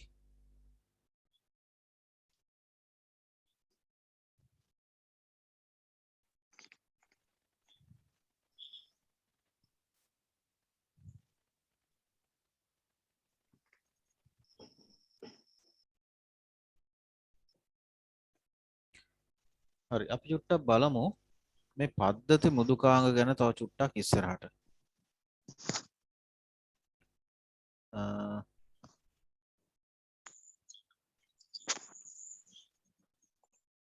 අපි දැන් ඉස්සෙල්ලා බැලුවා මේ ලෝකේ තියෙන මෘදුකාංග සියල්ලම ගොඩවල් දෙකකට බෙදලා බැලුවා.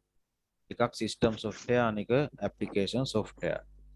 application software ගැන අපිට ඇත්තටම කතා කරන්න දෙයක් නැහැ. මොකද විවිධාකාර කටයුතු සඳහා විවිධාකාර පුද්ගලයන්ට මේ application software හදා ගන්න පුළුවන්. දැන් ඔයගොල්ලන්ට කම්පියුටර් දැනුම ප්‍රෝග්‍රෑමින් දැනුම තියෙනවා නම් ඔයාලගේ වැඩ පහසු කර ගැනීම සඳහා software එකක් හදා ගන්න පුළුවන්. එහෙම හදපු software තමයි ඔය කඩවල් වල සුපර් මාකට් වල වගේ තියෙන්නේ. එතකොට ඒ නිසා ඒවා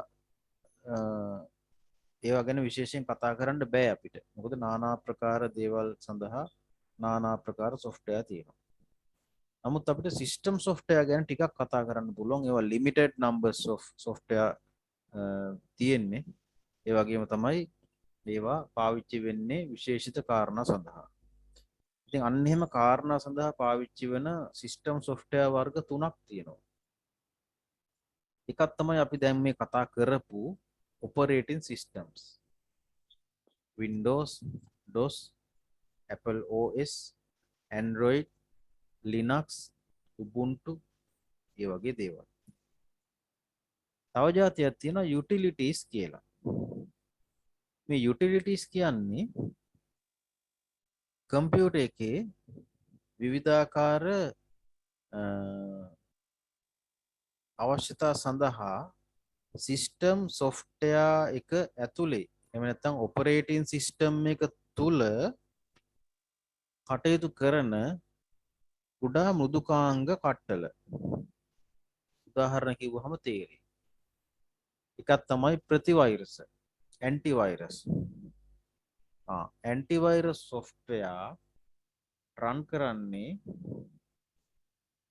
අපිට යම්කිසි ලියුම් ටයිප් කරගන්නවත් ගණන් හදන්නවත් ගේම්ස් වලටවත් නෙමෙයි.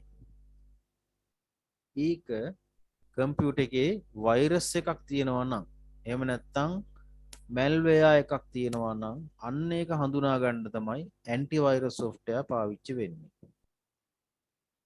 එතකොට ඒක operating system එක සමග කටයුතු කරන කෙලින්ම ගනුදෙනු කරන තවත් කුඩා software එකක්. ඒවට කියනවා එතකොට අපි utilities කියලා. එහෙනම් ඇන්ටිවයිරස් කියන්නේ යුටිලිටි ප්‍රෝග්‍රෑම් එකක්. right. තව තියෙනවා ෆයිල් මැනේජ්මන්ට් software. දැන් කම්පියුටර් එකේ තියෙන ඉන්ටර්නෙට් එක්ස්ප්ලෝරර් දන්නවනේ sorry Windows Explorer. අපි දැන් ෆයිල් එකක් උඩ ඩබල් ක්ලික් කරාට පස්සේ ෆෝල්ඩර් එකක් උඩ ඩබල් ක්ලික් කරාට පස්සේ ෆෝල්ඩර් එකක් ඕපන් වෙනවා. ඒ ඕපන් වෙන්නේ Windows Explorer කියන යුටිලිටි ප්‍රෝග්‍රෑම් එක හරහා. එතකොට ඒක ඇප්ලිකේෂන් software එකක් නෙමෙයි සිස්ටම් software පැත්තට වැටෙන එකක්. ඊළඟට compression tools. compression tools කියන්නේ අපි හිතමු පෙන් එකක දාගෙන යන්න බැරි තරම් විශාල ෆයිල් එකක් තියෙනවා. මේ ෆයිල් එක මත right click කරලා අපිට පුළුවන් ඕක compress කරන්න. Windows වලදී නම් ඔයාලා කරලා බලන්න desktop එක මත තියෙන ෆයිල් එකක් උඩ right click කරාට පස්සේ menu එකක් එනවා. ඒ menu එකකින් තෝරගන්න තියෙනවා send to කියලා. send to කියන එක උඩට ගියාට පස්සේ දිගහැරෙනවා තවත් sub menu එකක්. ඒකේ පෙන්නනවා zip disk එහෙම නැත්නම් compress folder කියලා. එතකොට මේ compress folder කියන එක උඩ ක්ලික් කරාට පස්සේ අපි ඒක පොඩ්ඩක් බලමු කරලා. මේ ස්ක්‍රීන් එක මම ෂෙයා කරන්න.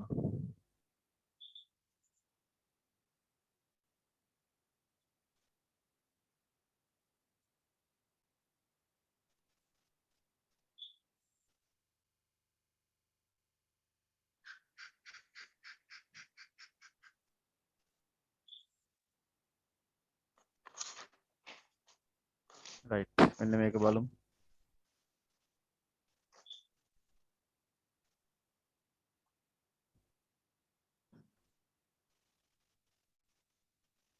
new share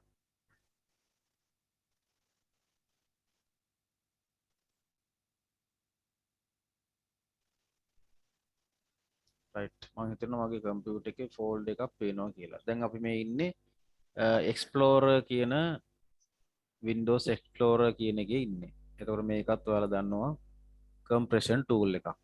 මේ utility එකක්. එහෙනම් system software එකක්. අපි එක ෆයිල් එකක් අපි තෝරගමු. මෙන්න මේ ෆයිල් එක තෝරගමු අපි. එතකොට මේ ෆයිල් එකේ capacity එක අඩු කරන්න පුළුවන් මේ compression tool වලින්. බලන්න දැන් පෙන්නනවා මෙතන size එක kilobyte 106යි කියලා. තවදුරටත් අපි ඔක බැලුවොත් එහෙම right click කරලා properties ගිහිල්ලා බැලුවොත් properties right මේ තියෙන්නේ මේකේ properties බලන්න size එක kilobyte 108යි හරි hard disk එකේ මෙයා kilobyte 108ක ප්‍රමාණයක් අවුරාගෙන ඉන්නවා. එතකොට මේක අපි හිතමු මගේ පෙන් එකට දාගන්න බෑ ප්‍රමාණය විශාල වැඩි. එතකොට මම මේකට කරන්නේ right click කරලා send to right click කරාට පස්සේ එන menu එකෙන් send to කියලා එකට ගිහිල්ලා ඒකේ තියෙනවා compress folder. එහෙම නැත්නම් zip folder කියලා. ඒක උඩ එකපාරක් click කරනවා. click කරාට පස්සේ මේ නමින් folder එකක් විතර හැදෙනවා zip. දැන් බලන්න මේ නම් දෙකේ කිසිම වෙනසක් නැහැ. නමුත් මේකේ තියෙන 4 කිලෝබයිට්. ඒක දැන් මේක අපිට පෙන් එකේ පුළුවන් වෙයි. දැන් මේ කැපැසිටි 108යි මේ 8 එකේ කැපැසිටි එක 100 දැන් මෙතන නම් 3යි කියලා පෙන්නන්නේ. එතකොට ඔන්න ඕවත් සිස්ටම් software. සිස්ටම් software යට තියෙන utility software කියලා කියනවා. right මොන හරි ප්‍රශ්නයක් තියෙනවද? දැන් මේක ඇත්තටම මේ කිලෝබයිට් පොඩි ගානයි අඩුනේ. නමුත් සමහර වෙලාවට විශාල කිලෝබයිට් ප්‍රමාණයක් අඩු වෙන අවස්ථා තියෙනවා. මොකද ඒ අදාළ software එක අනුව. ඒ කියන්නේ word වලින් හදලා තියෙන එකක් නම් එච්චරම ලොකුවට වෙනස් වෙන්නේ නැහැ. නමුත් සමහර අවස්ථාවලදී අපිට ප්‍රමාණවත් තරමට හකුලවලා දෙනවා. right.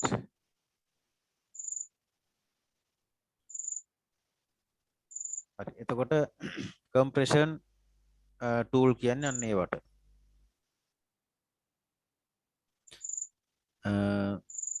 ඊළඟට disk management tools. disk management tools. මම ඒකත් පෙන්වන්න ටික ප්‍රායෝගිකව මොකද මේව දැක්කහම ඔයාලට මතක හිටිනවා. disk management right මේ තියෙන්නේ hard disk. මම mouse එක මම හිතන්නේ අර යනකොට පේනවා ඇති නේද? මගේ තියෙනවා hard disk C තියෙනවා D තියෙනවා E තියෙනවා. right. එතකොට මට ඕන නම් මේ hard disk එකක් මත right click කරලා properties ගියාම විවිධ utilities වගේක්. දැන් මේ ඔක්කොම system software වලින් එන්නේ. දැන් බලන්න මේ tools කියන එකේ error checking utility එක අපි කතා කර හිටියේ මොනවාද? disk management tools. disk management tool එකක් තමයි error checking tool එක. හරි. දැන් මේකෙදි check now කියලා දුන්නොත් එහෙම මේ hard disk එකේ errors තියෙනවද කියලා බලන්න එයා check කරනවා. ඊළඟට defragmentation කියන්නේ hard disk එකේ එකම ෆයිල් එකකට අදාළ ගොනු ටික hard disk එකේ එහෙම නැත්නම් එකම ෆයිල් එකකට අදාළ data ටික hard disk එකේ එකම තැන නෙමෙයි තියෙන්නේ. ඒවා විවිධ තැන්වල තියෙන්නේ. අපි ඒ ෆයිල් එක ඩබල් ක්ලික් කරලා ඕපන් කරන මොහොතේ hard disk එකේ head එක කරන්නේ ඒ අදාළ තැන් වලට ගිහිල්ලා ඒ data ටික එකතු කරලා ඉවරලා අපිට දෙන එක. එතකොට තමයි අපිට ඒක තනි ෆයිල් එකක් හැටියට පෙන්වන්නේ. හැබැයි මේ කටයුත්තට head එක ටිකක් වෙලාව ගන්නවා. මෙන්න මේ වෙලාව ගැනීම නිසා අපිට වෙලාවකට දැනෙන්න පුළුවන් කම්පියුටර් එක ස්ලෝ කියලා. අන්න එහෙම කම්පියුටර් එක ස්ලෝ වෙච්ච අවස්ථාවක මෙන්න මේ defragmentation කියන tool එක run කරන්න පුළුවන්. defragment now කියලා දුන්නාට පස්සේ මේ hard disk එකේ අර එකම ගොනුවට අදාළ කරන තැන් වල තියෙන data එකම තැනට අරන් දෙනවා. එතකොට head එක එකම තැනින් ඒ ෆයිල් එක අපිට අරන් දෙනවා. එතකොට ඉස්සරලා තරම් වෙලාව ගත වෙන්නේ නැහැ. හරි. මෙන්න මේ tool එක run කරලා බලන්න පුළුවන්. එතකොට මේකත් utility software එකක්. එතකොට මෙතන මේ පෙන්නලා තියෙන මේ disk management tool වල එක tool එකක් තමයි ඒක. ඊළඟට backup කියන්නේ ඒ වගේම disk management tool එකක්. ඒ කියන්නේ අපිට අවශ්‍ය කරන data වෙනම backup එකක් හැටියට වෙනම CD එකකට ගන්න පුළුවන් tool එකක් තමයි මේක. එතකොට මේ විදිහට අපිට අරන් තියාගත්තට පස්සේ අපේ කම්පියුටර් එකට මොනවා හරි හානියක් වුණත් අපි ළඟ වෙනම බෑකප් එකක් තියෙනවා. ඉතින් මෙන්න මේවට තමයි කියන්නේ utilities කියලා.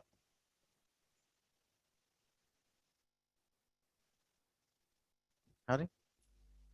ඒතර ඔන්න මතකයි. දැන් utilities කියන ටික වැටෙන්නේ කොහටද? system software යටතට.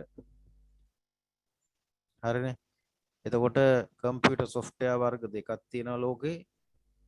එකක් system software අනික application software. system software යටතේ අපි කතා කරා operating system. දෙවෙනි එක කතා කරා utilities කියන ඒවා. ඒ utilities කියන ගණයට තමයි වැටෙන්නේ ඔය antivirus, compression tool, disk management tool, backup ඒ වගේ ගණනාවක් වැටෙනවා ඔය කියන උපයෝගිතා මෘදුකාංග ගණයට. කාට හරි ප්‍රශ්නයක් තියෙනවා නම් දැන් අහන්න පුළුවන්.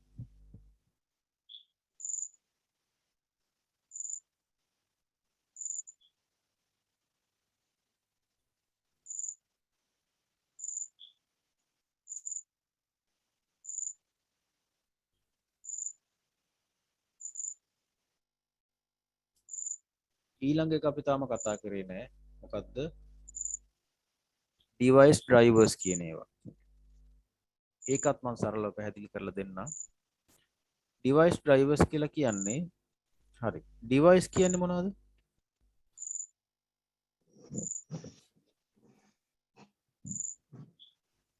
device කියන්නේ මොනවද?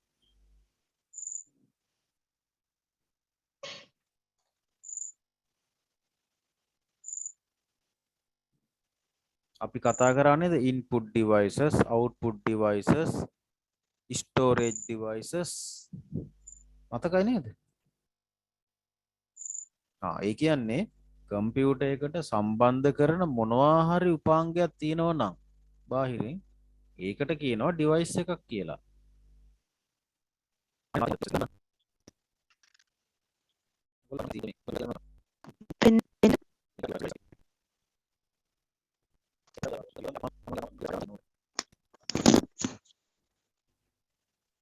නැත්තම් අර ඉගෙනීම් ක්‍රම දෙකක් තියෙනවා. එකක් තමයි active learning අනික passive learning. මෙතන ඉන්න ගොඩාක් අය passive learnersලා. passively learn කරන්න අමාරුයි. ඒක මොලේ රැඳෙන්නේ නැහැ. මේ වෙලාවේ නම් හිතෙනවා මට හොඳට මතකයි කියලා. බලන්න හෙට දිහාට අමතක වෙලා යනවා. දැන් කතා කරපු අය දැන් අඩු ගානේ chat එකට මේවාට උත්තර දාපු අයට ඒක හෙටත් මතකයි දිගටම මතකයි. passive learners ලා වෙන්න එපා. active learners ලා වෙන්න. device කීපයක් කියන්න බලන්න. device ගණනාවක් තියෙන එකේ එක්කෙනෙකුට එක ගානේ කියන්න පුළුවන්.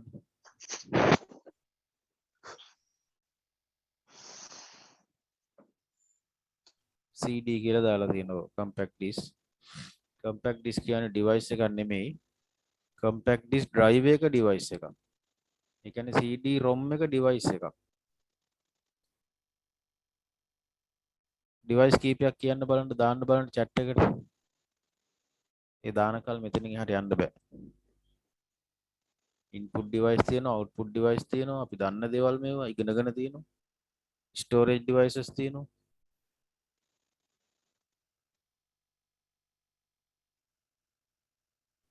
keyboard, printer, හරි. ඒවා devices. තව විභාගයට આવුත් එහෙම ඒවට උත්තර දෙන්න එපේ. memory chip. memory chip නෙමෙයි chip තමයි. chip reader එක device එකක්. chip එක device එකක් නෙමෙයි. ඔය chip එක storage device එකක් හැටියට ගන්න පුළුවන්. ඔව්. speaker හරි. monitor හරි. pen එක හරි. ඔය තියෙන්නේ. හරි. එහෙමනම් ඔන්න device කියන ඒවා අපි දැන් දන්නවා. device drivers කියන්නේ මොනවද එහෙමනම්? webcam එක device එකක්.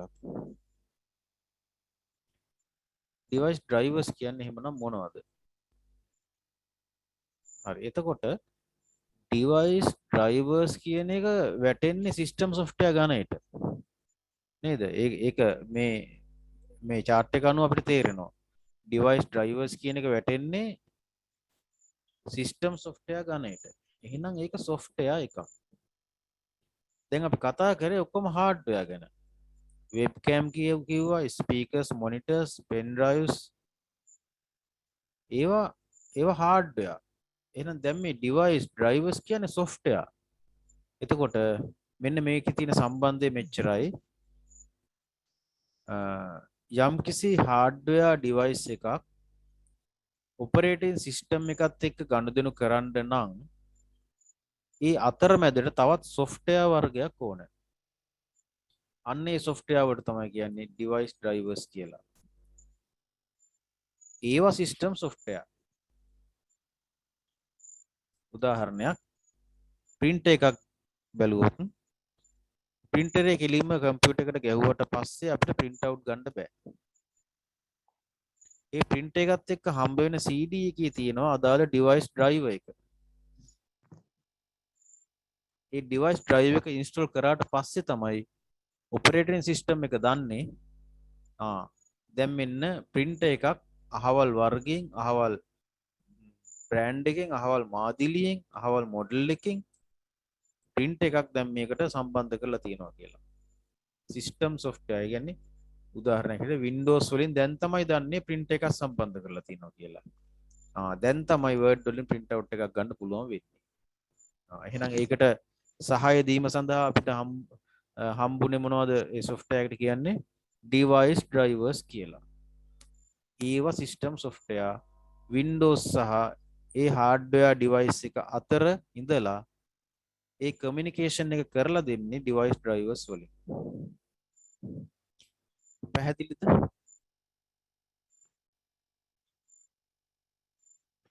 right. එහෙනම් ඊළඟ ප්‍රශ්නෙට යමු. ඔන්න දැන් මම කියලා දුන්නා system software වර්ග තුනක්. operating systems, utilities and device drivers. system software වර්ග තුනයි. අහුවොත් එහෙම ප්‍රශ්නයක් system software වර්ග තුනක් නම් කරන්න. ලියන්න තියෙන්නේ operating system, utilities සහ device drivers. උදාහරණයක් බැගින් දෙන්න කිව්වත් දෙන්න පුළුවන් වෙන්න ඕන. Windows utility එකකට උදාහරණයක් දෙන්න. backup, defragmentation, virus, antiviruses ඔය තියෙන. device drivers වලට උදාහරණයක් දෙන්න කිව්වොත් එහෙනම් printer driver, webcam driver, CD-ROM driver ඔය ඔක්කොම කියන්න පුළුවන්. ගැටලුවක් තියෙනවා නම් අහන්න නැත්නම් ඊළඟ එකට යන්න අපි.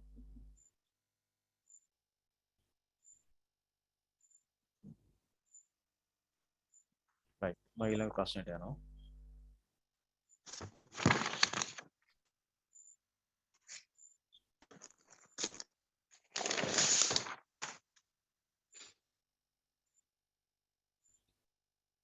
හරි.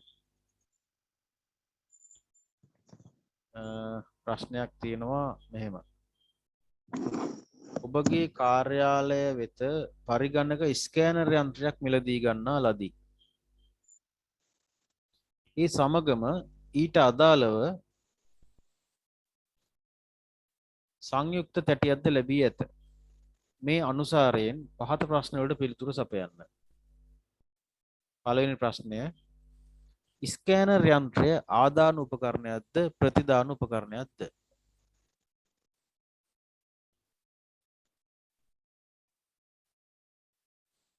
දැන් උත්තර දෙන්න.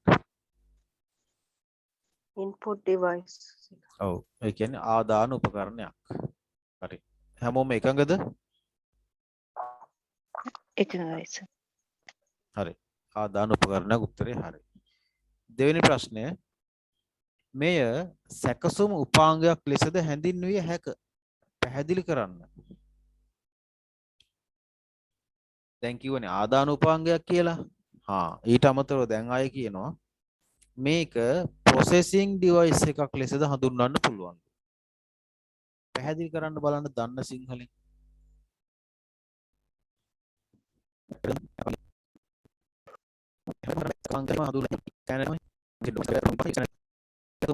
තියරි ක්ලාස් වලදී සාකච්ඡා කරලා තියෙනවා.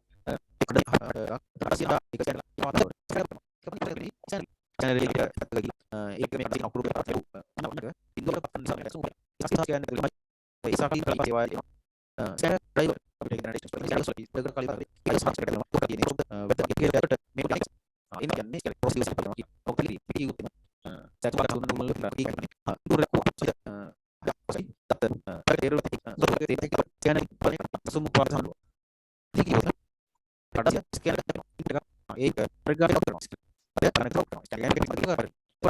අපේ කඩදාසියකින්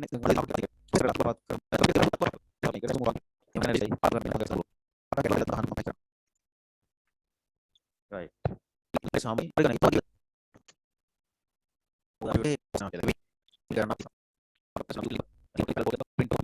USB port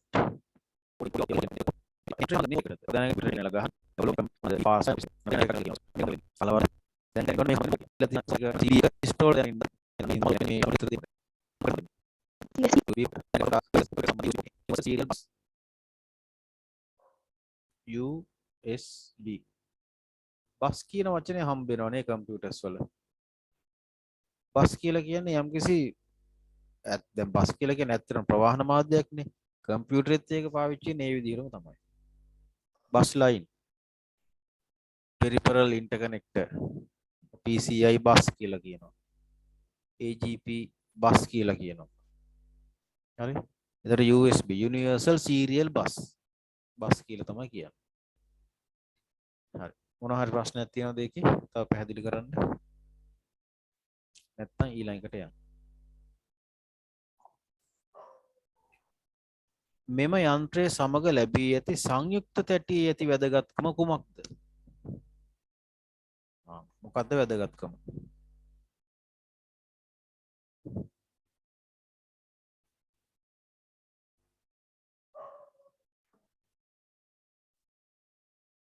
සංයුක්ත ස්කෑනර් එකත් එක්ක CD එකක් දීලා තියෙනවා. මොකක්ද ඒකේ වැදගත්කම? දැන් අපේ ඔෆිස් වල නම් ඔය printer එක හයි කරලා තියෙනවා දවසක මොනවා හරි වෙච්ච ගමන් CD එක හොයන්න නැහැ. ඒක වැදගත් නැහැ අපේ අයට. ඒක කොහේ හරි දාලා. හැබැයි ඕක තමයි වැදගත්ම එක.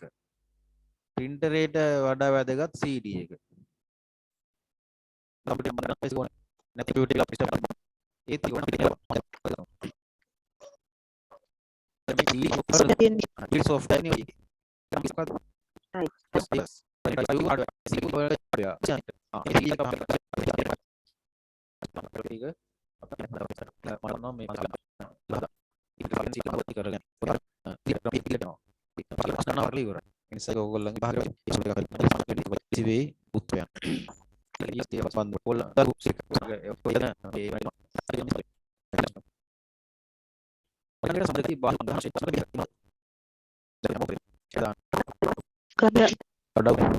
ආචයන සිංහල ආදාන ප්‍රතිදාන ආචයන හරි පරිගණකයට සම්බන්ධ කරලා තියෙන දැන් අර software බෙදුවේ ලෝකේ තියෙන ඔක්කොම software ගොඩවල් දෙකකට බෙදුවේ ඒ වගේ ලෝකේ තියෙන ඔක්කොම hardware මේ බාහිර උපාංග ටික බෙදෙනවා කම්පියුටර් එකට කම්පියුටරයට සම්බන්ධ ලෝකේ තියෙන සියලුම hardware devices බෙදෙනවා තුනක් අදන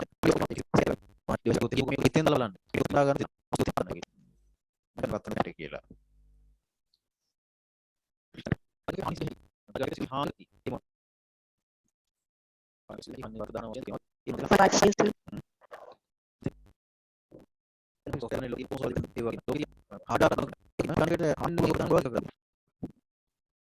පළවෙනි එක තමයි දෘඩාංගමයේ වශයෙන් හානි වෙන්න පුළුවන්. එහෙනම් දෙවෙනි එක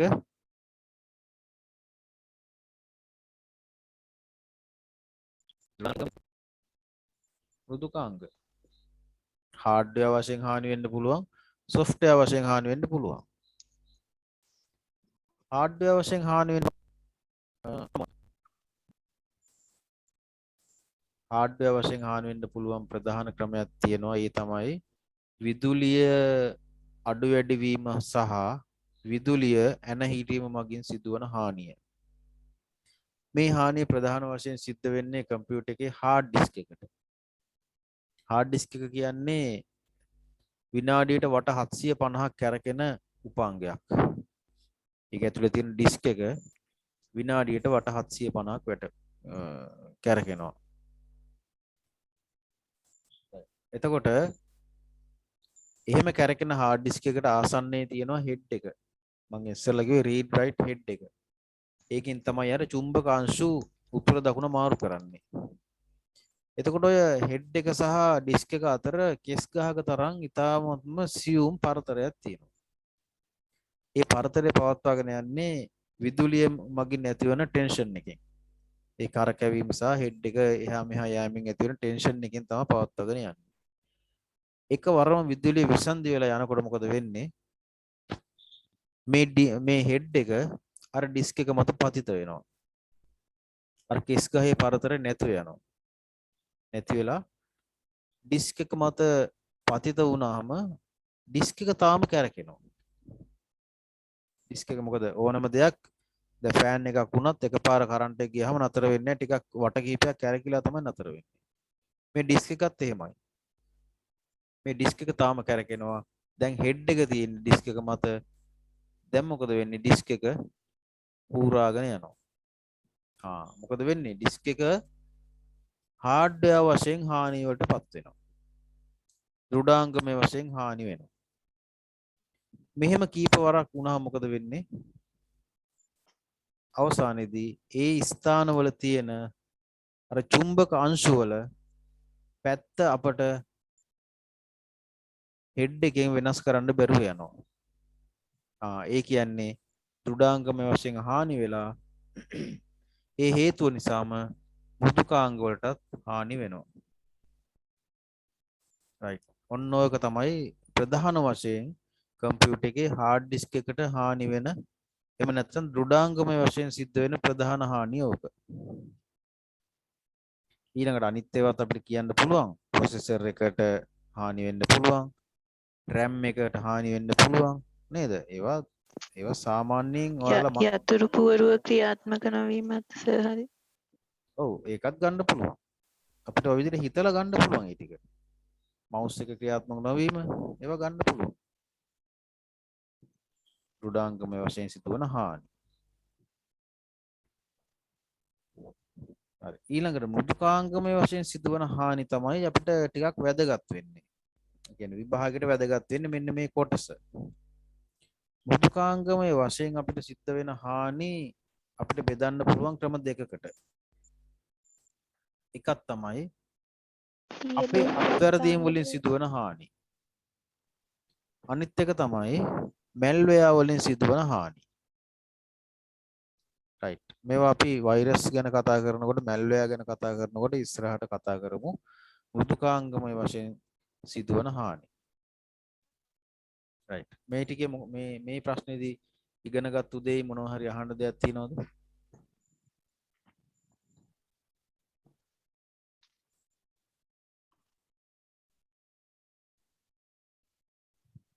මම මේ පැහැදිලි කරගෙන යන දේවල් ඔයාලට තේරෙනවද? සමහර විට ඒවා නිකන් තේරෙනව මදි වගේද පොඩ්ඩක් මට ඒක දැනගන්න පුළුවන්ද?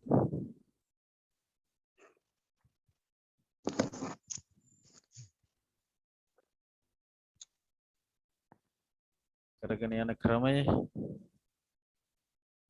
පැහැදිලි සර්.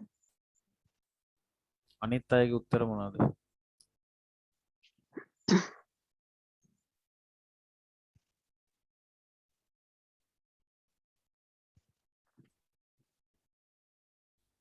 හරි. එහෙනම් ඊළඟ ප්‍රශ්නෙටත් යමු. කාලේ නම් ගොඩක් ගිහිල්ලා 10:00 විනාඩි 3යි තියෙන්නේ. හරි. මේ ප්‍රශ්නෙට උත්තරේ දෙන්න බලන්න. ඔයාලගේ අර ඉන්ටරැක්ෂන් මට ඉතා වැදගත් වෙනවා. chat එක හරහා පුළුවන් අපිට මේ කමියුනිකේෂන් එක හරියට කරන්න. පරිගණකයට දෘඩාංගමය වශයෙන් වන හානියකදී අපගේ දත්ත හා තොරතුරු විනාශ වී යා හැක. එවැනි අවස්ථාවක් උදා වීමට පෙර ගත හැකි පූර්ව උපාය මාර්ග දෙකක් නම් කරන්න.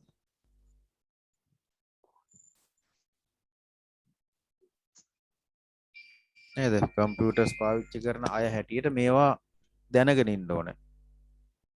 කම්පියුටර් එකට දෘඩාංගමය වශයෙන් හානි වෙන්න පුළුවන්. එහෙනම් දැන් අපි ඔලුවට එන්න ඕනේ hard disk පුළුවන් කියලා. මම කරුතුරු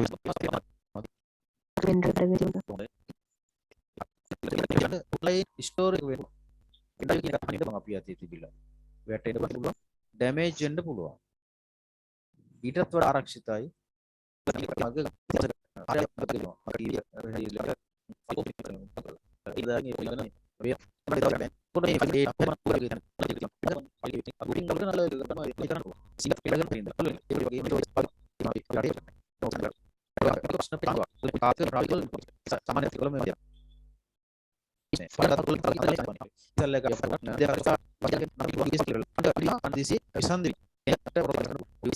පැය භාගයක් විනාඩි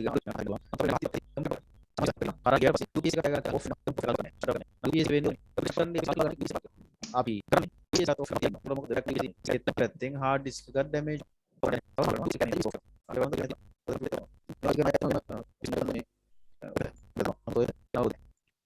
right. තොරතුරු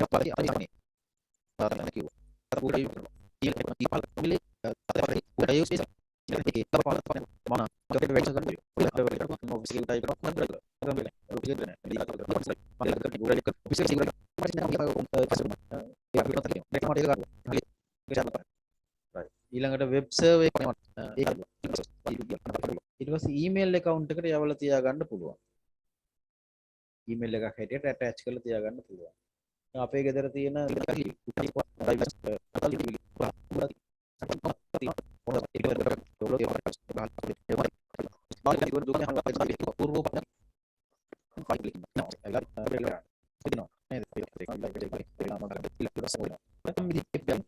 පුළුවන් අපි තියෙන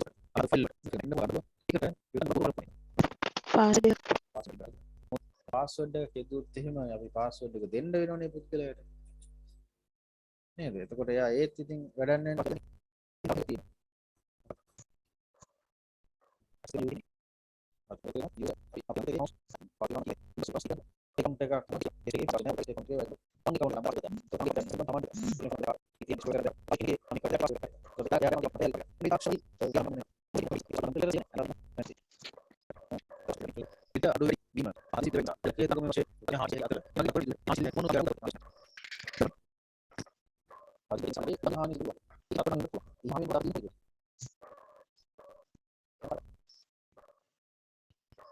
හරි උත්තරේ hard disk එක. හරි. එහෙමනම් එකට දානවා මගේ දැන් account number එක.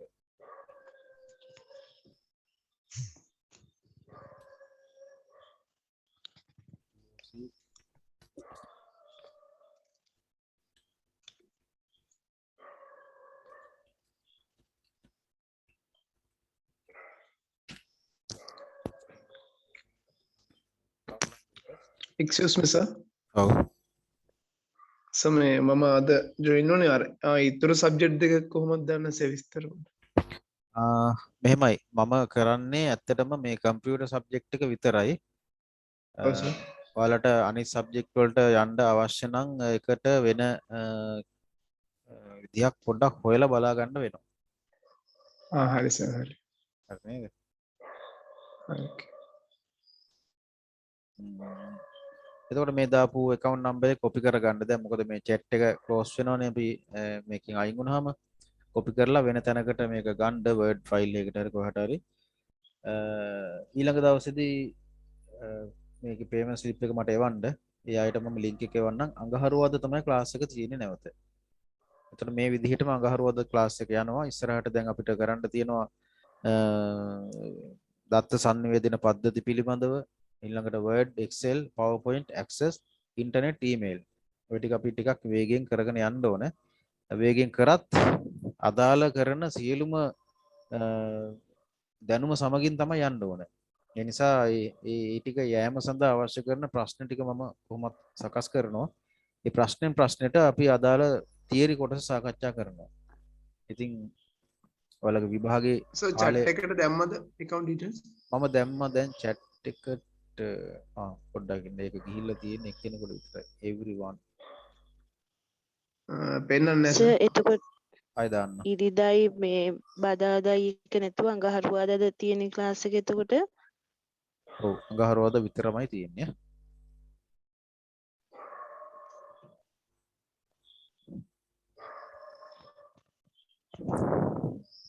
chat එකට දැම්මම දැම්මා. හරි සර් හරි. හරි මම මේ කියලා දෙන ක්‍රමය ඔයාලට හොඳයිද? තේරෙනවා සර්. මොන හරි වෙනස් වෙන්න ඕන විදිහක් තියෙනවා නම් මට ඒකත් කියන්නකෝ.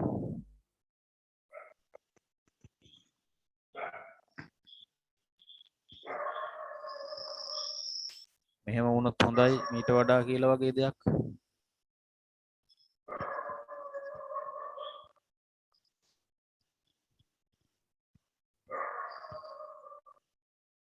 හරි මොනවා හරි එහෙම තියෙනවා නම් කියන්න. මොකද ඔයාලට අවශ්‍ය විදිහට ඕනේ මේ ක්ලාස් එක කිරීගෙන යන්න. එහෙම නැති වුණොත් එහෙම ග්‍රහණය වීම දුර්වල වෙනවා. ඒ නිසා එහෙම වෙන්න ඕනේ. අපි කොහොමත් මේ ප්‍රශ්න ටික කරලා ඉවර වෙනකොට විභාගයට ඕගොල්ලෝ ෆිට මේ කියන්නේ හොඳට මේ මොන දෙන්න සූදානම් වෙලා ඉවර වෙනවා. හරි එහෙනම් අද දවසට අපි ක්ලාස් එක නතර කරමු. එහෙනම් ලබන අඟහරුවාද නැවත හම්බ වෙමු. සියලුම දෙනාට සුබ රාත්‍රියක්. Thank you, sir. Good night. Thank you.